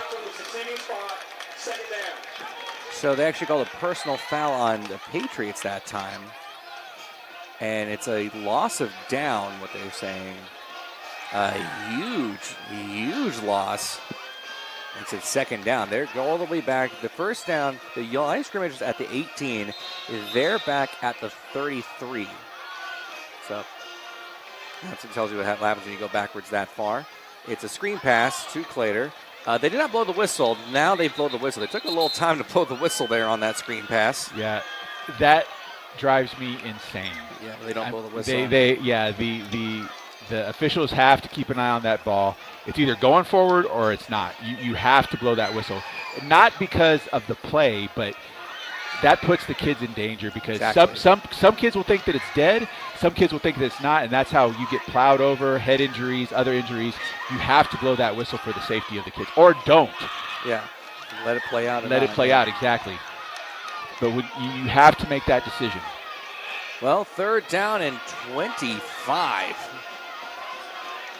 They send Clater in motion. Guerrero looking to throw. He's going to throw it over the middle. Ball is caught by Blaylock. He's got a 1st down. Stays on his feet inside the 10. The whistle never blew. It never blew when he went down. And they say he's down at the 6. His knees never did touch. That's always a unique situation where you look like you're down, but you're on top of somebody. An elbow, a forearm, a knee didn't touch, so you're technically still alive, and you get up and run. Those are neat situations to see in a football game. Very exciting. Blaylock was all by himself over the middle of the field. Great job by Guerrero to find him and make that connection. I will say they have a really nice big scoreboard here, just offhand. And it flashed white there for a second. I actually thought lightning had struck for just a moment. I was like, oh, God. And I was like, okay, we're going into one of those lightning delays. Yeah, those are never fun. But yeah, Honeycutt the receiver just found that soft spot in the zone. Taking a shot towards the end zone on a fade route. I don't think Williams got the correct play call there. I think it's supposed to be just a quick little fade to the end zone. Yeah, it looked like he was looking to block, but it was actually supposed to be a fade to the corner there. But that happens, communication issues like that, especially with the offenses and how they get the play in with the cards and the calls and all that stuff. It can easily be confused. Well, 2nd and goal, ball at the 6-yard line. See here, they're going to hand off to Clater. Clater's going to bounce off would-be tackler. Gain about a yard to the 5. It's going to make it 3rd and goal. Yeah, just straight up the middle. Good job. The hole was there for a split second, but good job of the Bobcat defense kind of close it up just to give it a minimal gain. Now we're looking at 3rd and 5. 3rd and goal from the 5. So 3rd and goal from the 5. They may try to throw it here, or Guerrero may take it in on a design run. Let's see. Takes the snap, and they're going to throw to the end zone, and they had Blaylock open. He just led him a little too far there, and that's going to bring up 4th down. Yeah, again, that's just a situation with timing. the timing wasn't right there, and Guerrero threw the ball a little bit early, but it's good. This is 4-down territory. They're going to go for it. Try to get that 6. A little surprised. They're not bringing out Gonzalez. It is 4th and goal. Actually, it looks like this could be a situation where they run down the clock and then they may take a timeout. But let's see here. Well, the clock did stop after the incomplete pass. Play clock's at 10, and they're lining up to go for this one. All right, let's see what we got here. 4th and play clock goal at from 5. the 5. Yeah. See if they do snap it, and they do. Guerrero looking to throw, and he's got room. Throws to the end zone. Ball is caught for the touchdown. Caleb Hill on the reception, and they're able to pay it off. And it's another touchdown for the Patriots. Yeah, that's a situation where they took everybody to the right side, and it seemed like the Bobcat defense was just trailing everybody, Guerrero included.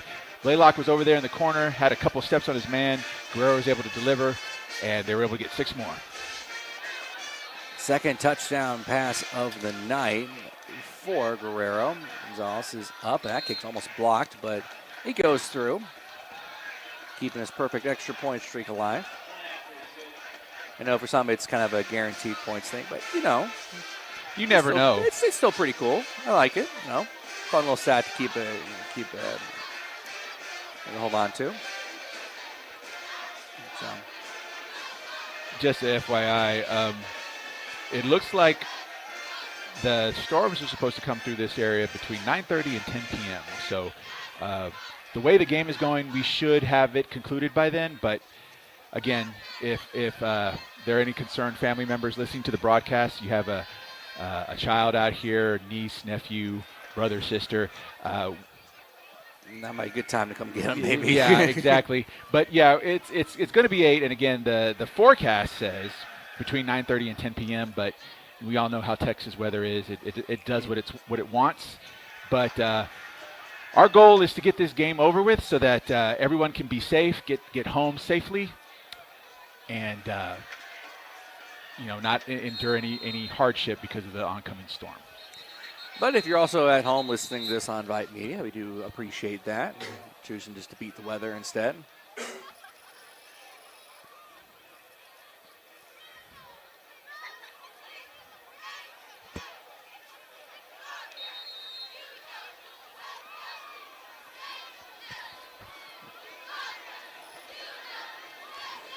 Dallas kicks this one off. Not a very deep kick, and let this one bounce.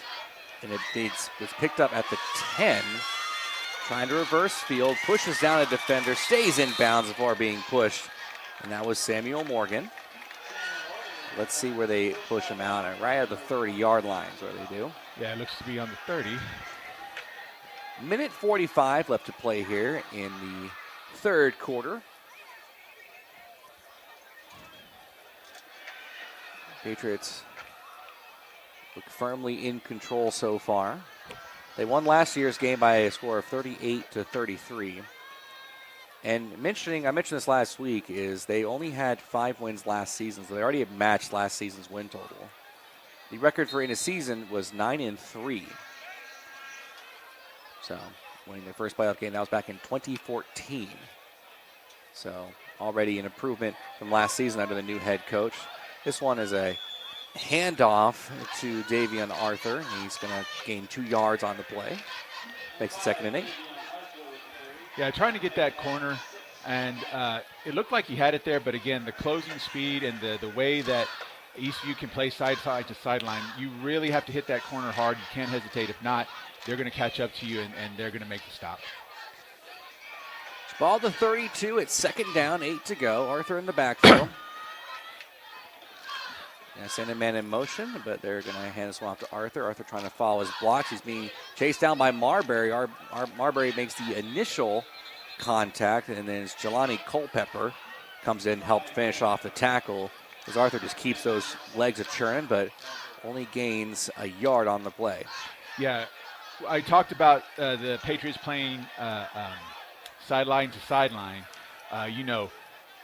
Marbury is a big reason why they're successful. He plays sideline to sideline. He has the excellent speed, size, so you're going to be hard-pressed to try to outrun him from sideline to sideline, trying to get that corner. Arthur steps to the sideline. New running back in on 3rd down and 7. Trying to get the snap. Not sure if they get the flag. They don't get the flag. He's under heavy pressure. The ball is severely underthrown. It's going to fall incomplete. Maybe he was held up by the wind. I don't see a flag. That was not a free play. It was very close, I must say. Yeah, it looks like the quarterback's looking for roughing the passer, but I mean, he was hit when the ball was thrown, so they're not going to call that. Yeah, it's one of those difficult things to call. Coleman's making his way towards the sideline. I don't see the punting team come out there quite yet. There's 25 seconds left on the play clock. Now we're sending out the punt team as Josiah Bowens, freshman, is in. That's the number 4 we were talking about earlier. Schubert to punt this one away. And they don't have to snap this ball, by the way. The game clock is, actually, no, it was falling incomplete, so they do have to snap it. Excuse me, I thought the clock was running there for a moment there. Almost got to that one. And good kick there by Schubert. And this one takes an awful, awful bounce to the Bobcats. And they're going to say it was down at the 42-yard line. Just went straight backwards. So good starting field position once again for the Patriots. Make that the 47-yard line. Yeah, the ball looked like it was traveling well into that wind, and then at the very tail end, the wind caught it, dropped it, and of course the wind blowing in the opposite direction forced the rotation of that ball so to spin backwards, and when it hit the ground, it took a good east view bounce. So this drive will begin at their opponent's 47-yard line. Guerrero still in. Think about time for at least one more play in the 3rd quarter. Before we get us to the 4th, it's going to be Clater and Honeycutt in the backfield. Actually, that's not Clater, excuse me. But it's a handoff to Honeycutt. Honeycutt trying to get that corner, makes a man miss. Before he's pushed forward for a 5-yard gain, and that was actually Landon Wallace in their running back. And that will bring us to the end of the 3rd. The Patriots add on one more. They lead 35-0. We're going to take one more break listening to Eastview football on the Vype Media Network.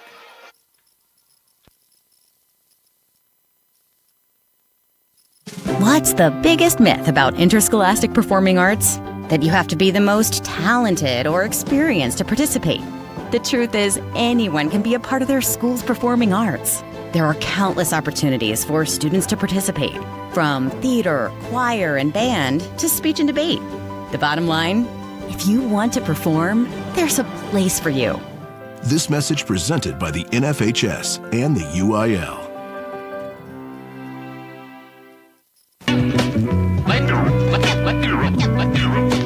Ladies and gentlemen, ladies and gentlemen, ladies and gentlemen, ladies and gentlemen. Start of the 4th quarter here at Killeen and Chaparral.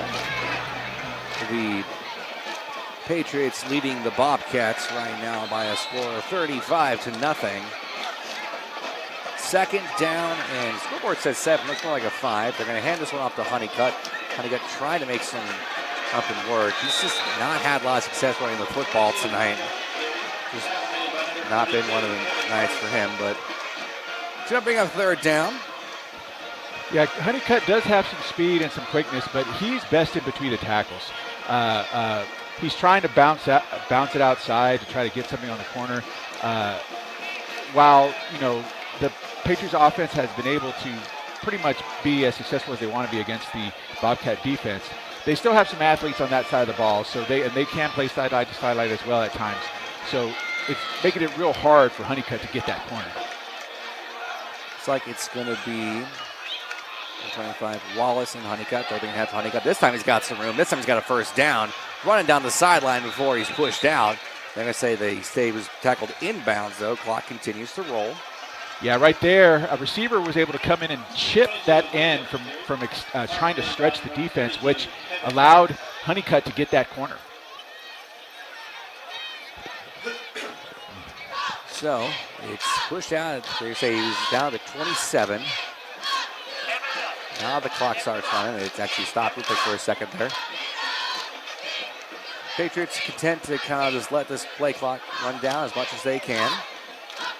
At 10 now, it's going to be Wallace, Honeycutt in the backfield. 3 wide, play clock now at 5. Guerrero takes a snap. It's going to be a handoff this time to Wallace. He's got nowhere to go with it. He's going to be tackled right at the line of scrimmage. Wallace getting his first carry of the game. Yeah, another scenario where, or another situation where the Bobcats defensive line was able to get penetration into the backfield. And like I said, if that happens, it can play havoc with your run game. So 2nd down and 10 right at the 27. Patriots running right into the teeth of the wind here. They will have 3 wide. Wallace Honeycutt in the backfield. Play clock once again at 5. Another handoff. No, this time they're going to throw it. It's to Williams, who spin moves and brought down after a 11-yard gain. They faked me on that one. Williams trying to break free. If he did, he would have had a clear shot at the end zone. Yeah, that was a good ball fake there, getting the ball to Williams quick, or faking the handoff to Honeycutt, then getting the ball to Williams really quick. Enough for the first down. So another first down for the Patriots, just keeping things moving.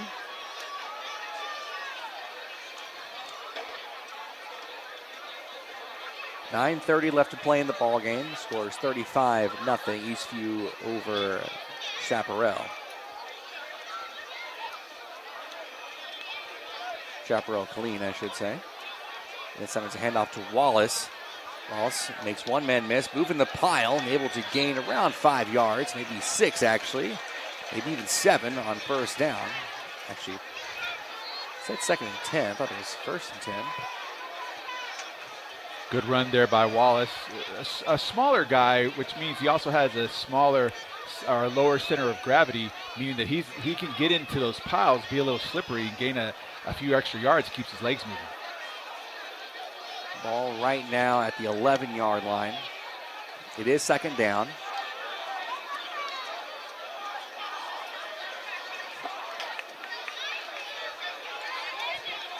And they're going to hand this one off. And they're going to throw over the middle. Ball is caught by Blaylock. He's immediately tackled at the 5-yard line. It's going to be 1st and goal. They're full of me on those play action passes now. Yeah, Guerrero's really good with that ball fake. And you know what? It's good enough to freeze the Chaparral defense, which leaves the receiver open in the middle. Guerrero's able to hit that receiver quickly for a positive gain. Obviously, first down. We're looking 1st and goal from the 5.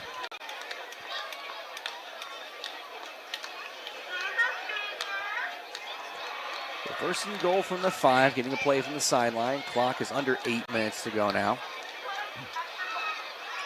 Just trying to bring it down as much as they can. And they will hand this one off to Honeycutt. Honeycutt turns up the middle and able to get in the end zone for a touchdown. Well, as soon as I say hasn't had a great night, he's able to get in the end zone.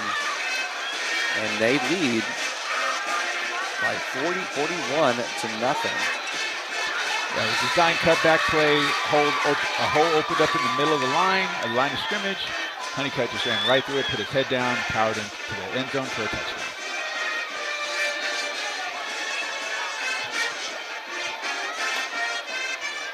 It is up, and it's good, still perfect. So I could have said this earlier in the game, but I haven't quite yet. This is far and away the largest lead the Patriots have had all season. And the 2nd most points they've scored is tied with the game against Burnett, where they scored 42. The most points they scored was against Lake Belton, that was 49.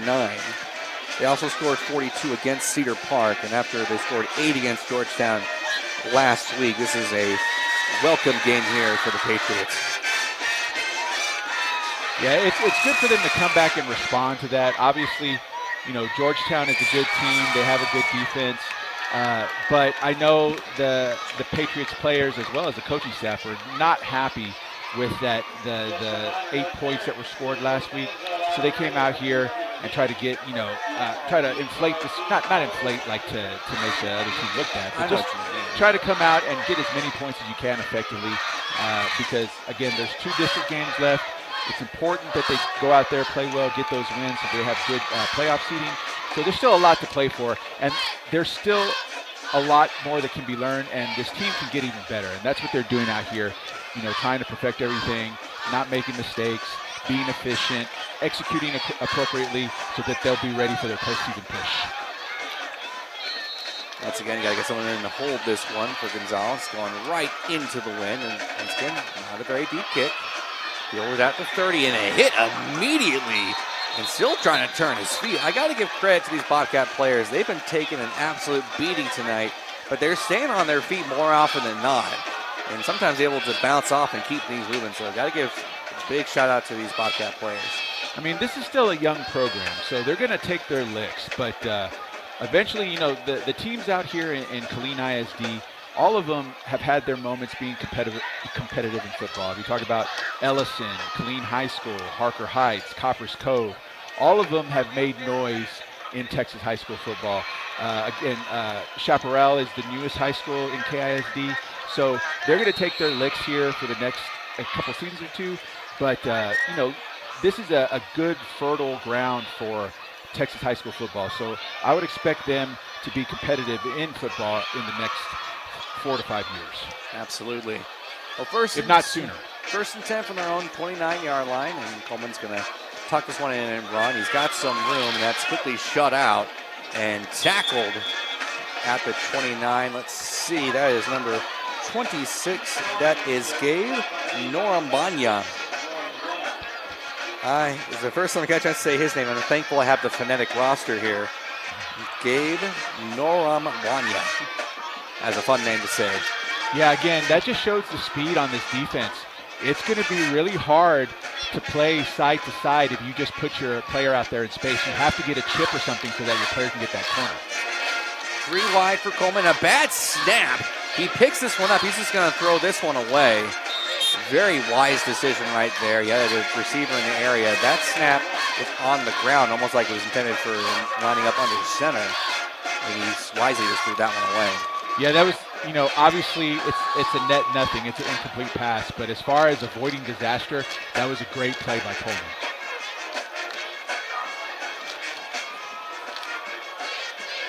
So 3rd down and 10. 3 wide for the Bobcats.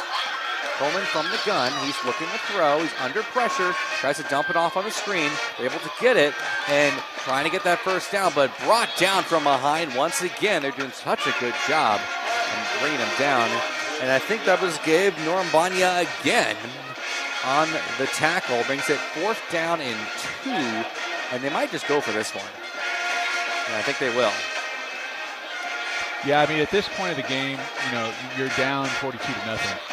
You have nothing to lose by going for it. It's 4th and less than 5, so this is absolutely expected. Might as well. Then they will hand this one off. Going up the middle, he didn't get it.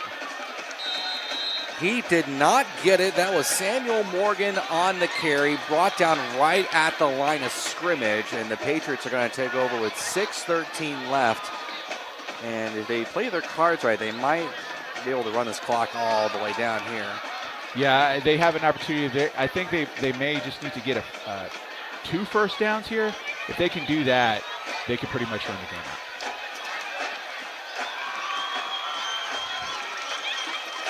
New quarterback in for the Patriots. That is number 14, Ty Burgesson, as Guerrero's night is over. And they're going to hand this one off. And ball's on the ground. It's picked up by the Patriots. I think that was Josiah Bowens on the carry, the freshman, getting his first carry. Not quite what he was hoping for there. He probably had the jitters there for the first carry there, just didn't secure the ball. I was trying to see one of the bigger shutouts for, obviously the game's not over yet, but one of the biggest margins of victory, that's what I should be saying, for the Patriots is in the last season they beat Burnett High School 51-0.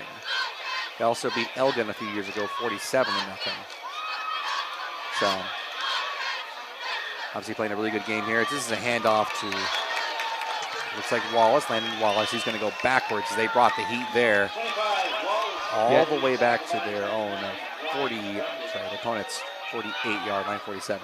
Yeah, it looks like they have the second team in there across the board.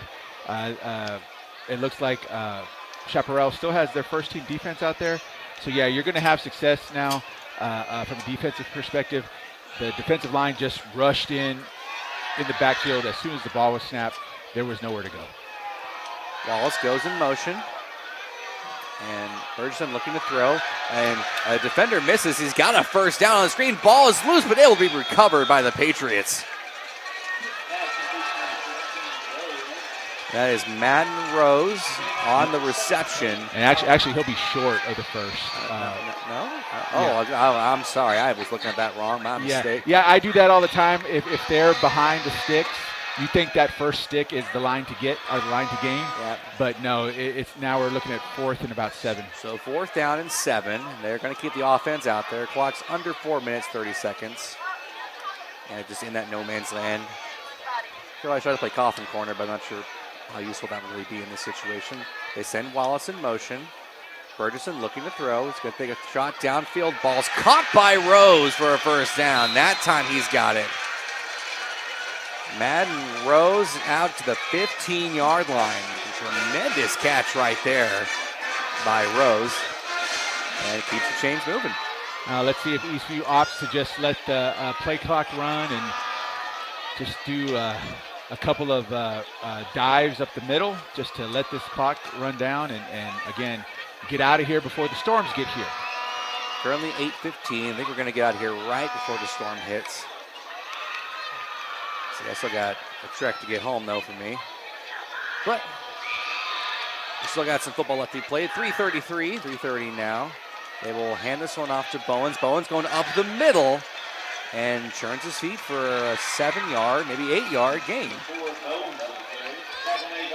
There was penetration by the defensive line of the Bobcats, but Bowen was able to outrun all of it and get a good gain there on first down. Bowens looking to get that touchdown. He could smell that end zone. He wants that first TD.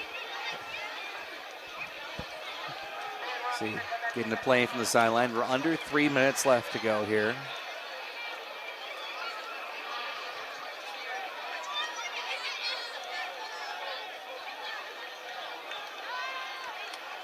Second down and 2. It's either going to be Bowens or Wallace.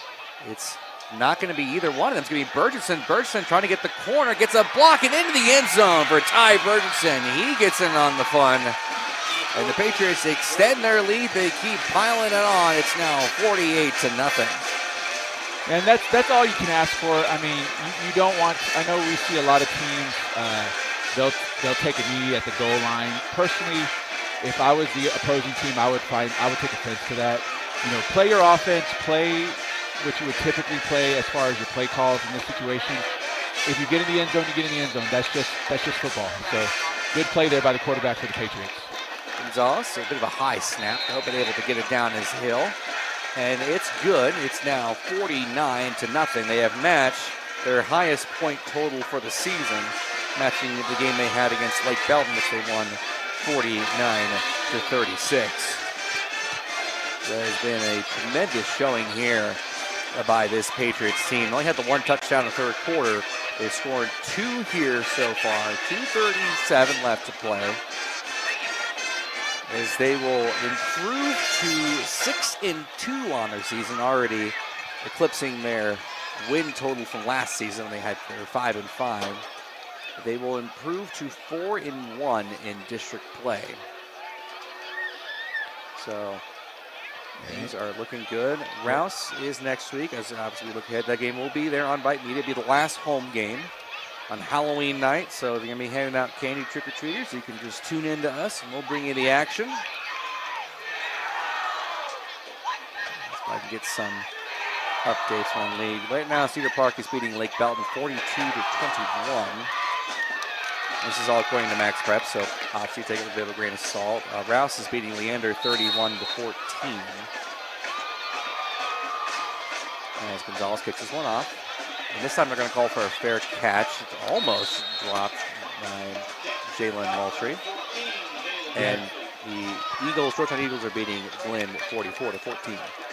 Yeah, the wind is playing havoc with anything that goes through the air, whether it's a pass, a kick, it's playing havoc with it. But again, fortunately, we're near the end here. Again, the whole stadium is trying to get out of here before the storms hit. So let's see what the Bobcats come out and do. It looks like they still have their first team offense out there, which I would keep him out there because, you need to get them reps. They still have 2 games to play, and you want to come out and try to play as efficient as you can and execute, so you want to get these reps under your belt. And an update from elsewhere in Texas, Lake Travis is beating Westlake 13-7. 1 yard pickup there, maybe a couple yards. And that is it looks like that is for Samuel Morgan. We do have that 2-minute timeout. Let's see if they get the ball snapped off here before. They don't have to snap it before the 2-minute timeout. They can elect to just let the clock run down. So it looks like they might be trying to do here. Play clock. Nope, they will throw it. Coleman back to pass. He's got all kinds of time. Takes a shot downfield. It's going to fall incomplete, but that will take us to the 2-minute timeout. We're just going to keep it here right now. I don't think we need to take a break here. Nah, I think we're good. So we have Rouse next week, and then we close the season out with Leander. Again, 2 winnable games, but, football is a game of inches and chances. Anyone can beat anyone in a given week. Actually, you know what? They're bypassing the 2-minute timeout. They're snapping the ball. Oh, they're just going to let it keep on playing. I haven't seen this yet. I thought it was mandatory. I think they could just choose not to do it. Well, Coleman, he's scrambling back to throw. He's going to take a shot downfield, and he's got the first down. That ball was complete to number 17, Fernando Torres Rodriguez. That was the prettiest ball that Hoover's thrown all night. Coleman off his back foot. Coleman, my apologies, Coleman. You're all good. You got a lot of work to do over there. Chris makes my job easy. He runs the camera, updates the scoreboard, makes sure everything sounds good. He makes my job much easier. Ball at the 49. They're going to hand this one off. And brought down, well, not quite brought down from behind, is Davion Arthur. Now, I know the game is pretty much well in hand, but I know if you're Coach Robertson, you see that big old 0 on the scoreboard for the Bobcats, and you want to keep it at 0. Yeah, now it's a game of wills. Chaparral, they want to get something on the board, and Eastview wants to keep it a goose egg. But who's going to win? Trying to pick up their first, the first shutout of the season, first shutout since Burnett of last year, which they won 51-0. Arthur gets the snap, and he's going to go backwards, lose 2 yards. We are south of 50 seconds left to play in this one. Yeah, again, the way that this Eastview defense plays, it's real difficult to try to play sideline to sideline. Either the defense stretches appropriately to cut off your lane, or you have trailers coming behind you that are very fast that will eventually catch up to you. Very hard to run sideline to sideline on this Patriot defense. That might be the last snap of the game. Taking a shot towards the end zone. It's one-on-one coverage. No flag comes in. Ball was intended for Jalen Moultrie. 18 seconds left to play now. And the Patriots choose to display man-to-man here.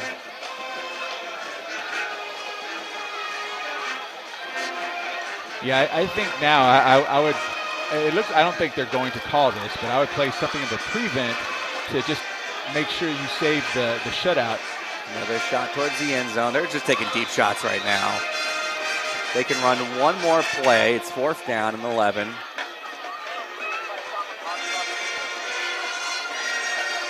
So I like to see that. I've seen a couple of the Chaparral offensive linemen give, high fives and slapping hands with the defensive linemen of Eastview. I understand that, yeah, you're competitive, you want to win. It stings to lose, but you got to understand at the end of the game, at the end of the day, it's just a game. And sportsmanship needs to take precedence. I like to see that. Always, absolutely. It always takes precedence. This might actually be a free play. It is a free play, and it's going to be caught. So it's a free play. They can take a timeout. There's 5 seconds left. It's caught by Samuel Morgan, I believe. He's a little slow to get up there. Yeah, what it looks like to me is he caught it and he curled himself like almost into a fetal position, and he landed into the small of his back. And when that happens, sometimes you can have the wind knocked out of you. And that looks like what happened at that in that instance. Not that I ever caught a football like that, but, you know. I will say I got to play a little bit of baseball a few weeks ago, and I fielded a grounder and did not expect the whole whiplash my body when I tried to throw it over to first base. Needless to say, that ball never left my glove. Well, last play of the game. Taking a shot towards the end zone. It's going to be incomplete. That's your ball game. The Patriots run all over the Chaparral Bobcats. They win 49-0. 2 touchdown passes for Cormac Guerrero. Javion Clater getting 2 touchdowns of his own. And, oh yeah, that's right. Lucas Kidd with a block punt that he picked up and able to bring into the end zone. A interception by Manny Williams. A fumble recovery. I think that was by, oh my goodness, can't find him on the thing. Yeah, Hugo Garcia. The fumble recovery almost brought back for a touchdown. The Patriots improved to 6-2. They are now 4-1 in district play. They got 2 more district games left. And they must be feeling pretty comfortable right now after that win. Yeah, it was actually a complete performance. They did have some miscues, so there are going to be things that Coach Robinson will work on over the week. But for the most part, it was a dominant performance in every phase of the game. Special teams, offense, defense, they came out and they played Eastview football, came out with a big win, and now on to the next one. And again, there's still a lot on the line for the season. Again, you want to come out and win these next 2 games to get better seeding in the playoffs. So yeah, there's still a lot to play for with 2 games left in the 2025 season. Eastview, a surprise to a lot of people, but they're just going to keep on trucking. As a reminder, just one more time, next week's game will be against Rouse. That game will be at a Birkelbach Field. That game will be in Georgetown on on Vype Media. Halloween night, we'll be calling the action for that one, and then following that will be Leander, and we'll be calling the action from there as well. Well, that'll do it from us here at Joseph Searles Field. I'd like to thank Chris Cavazos for producing, doing the best job that he can, make sure my job is so easy. Presumed Fenket, our technical director from Royal Bertrand over there, making sure everything sounds great as he does. And hope you all have a safe night and try to stay inside. Take care. Have a good night, everybody. Thank you.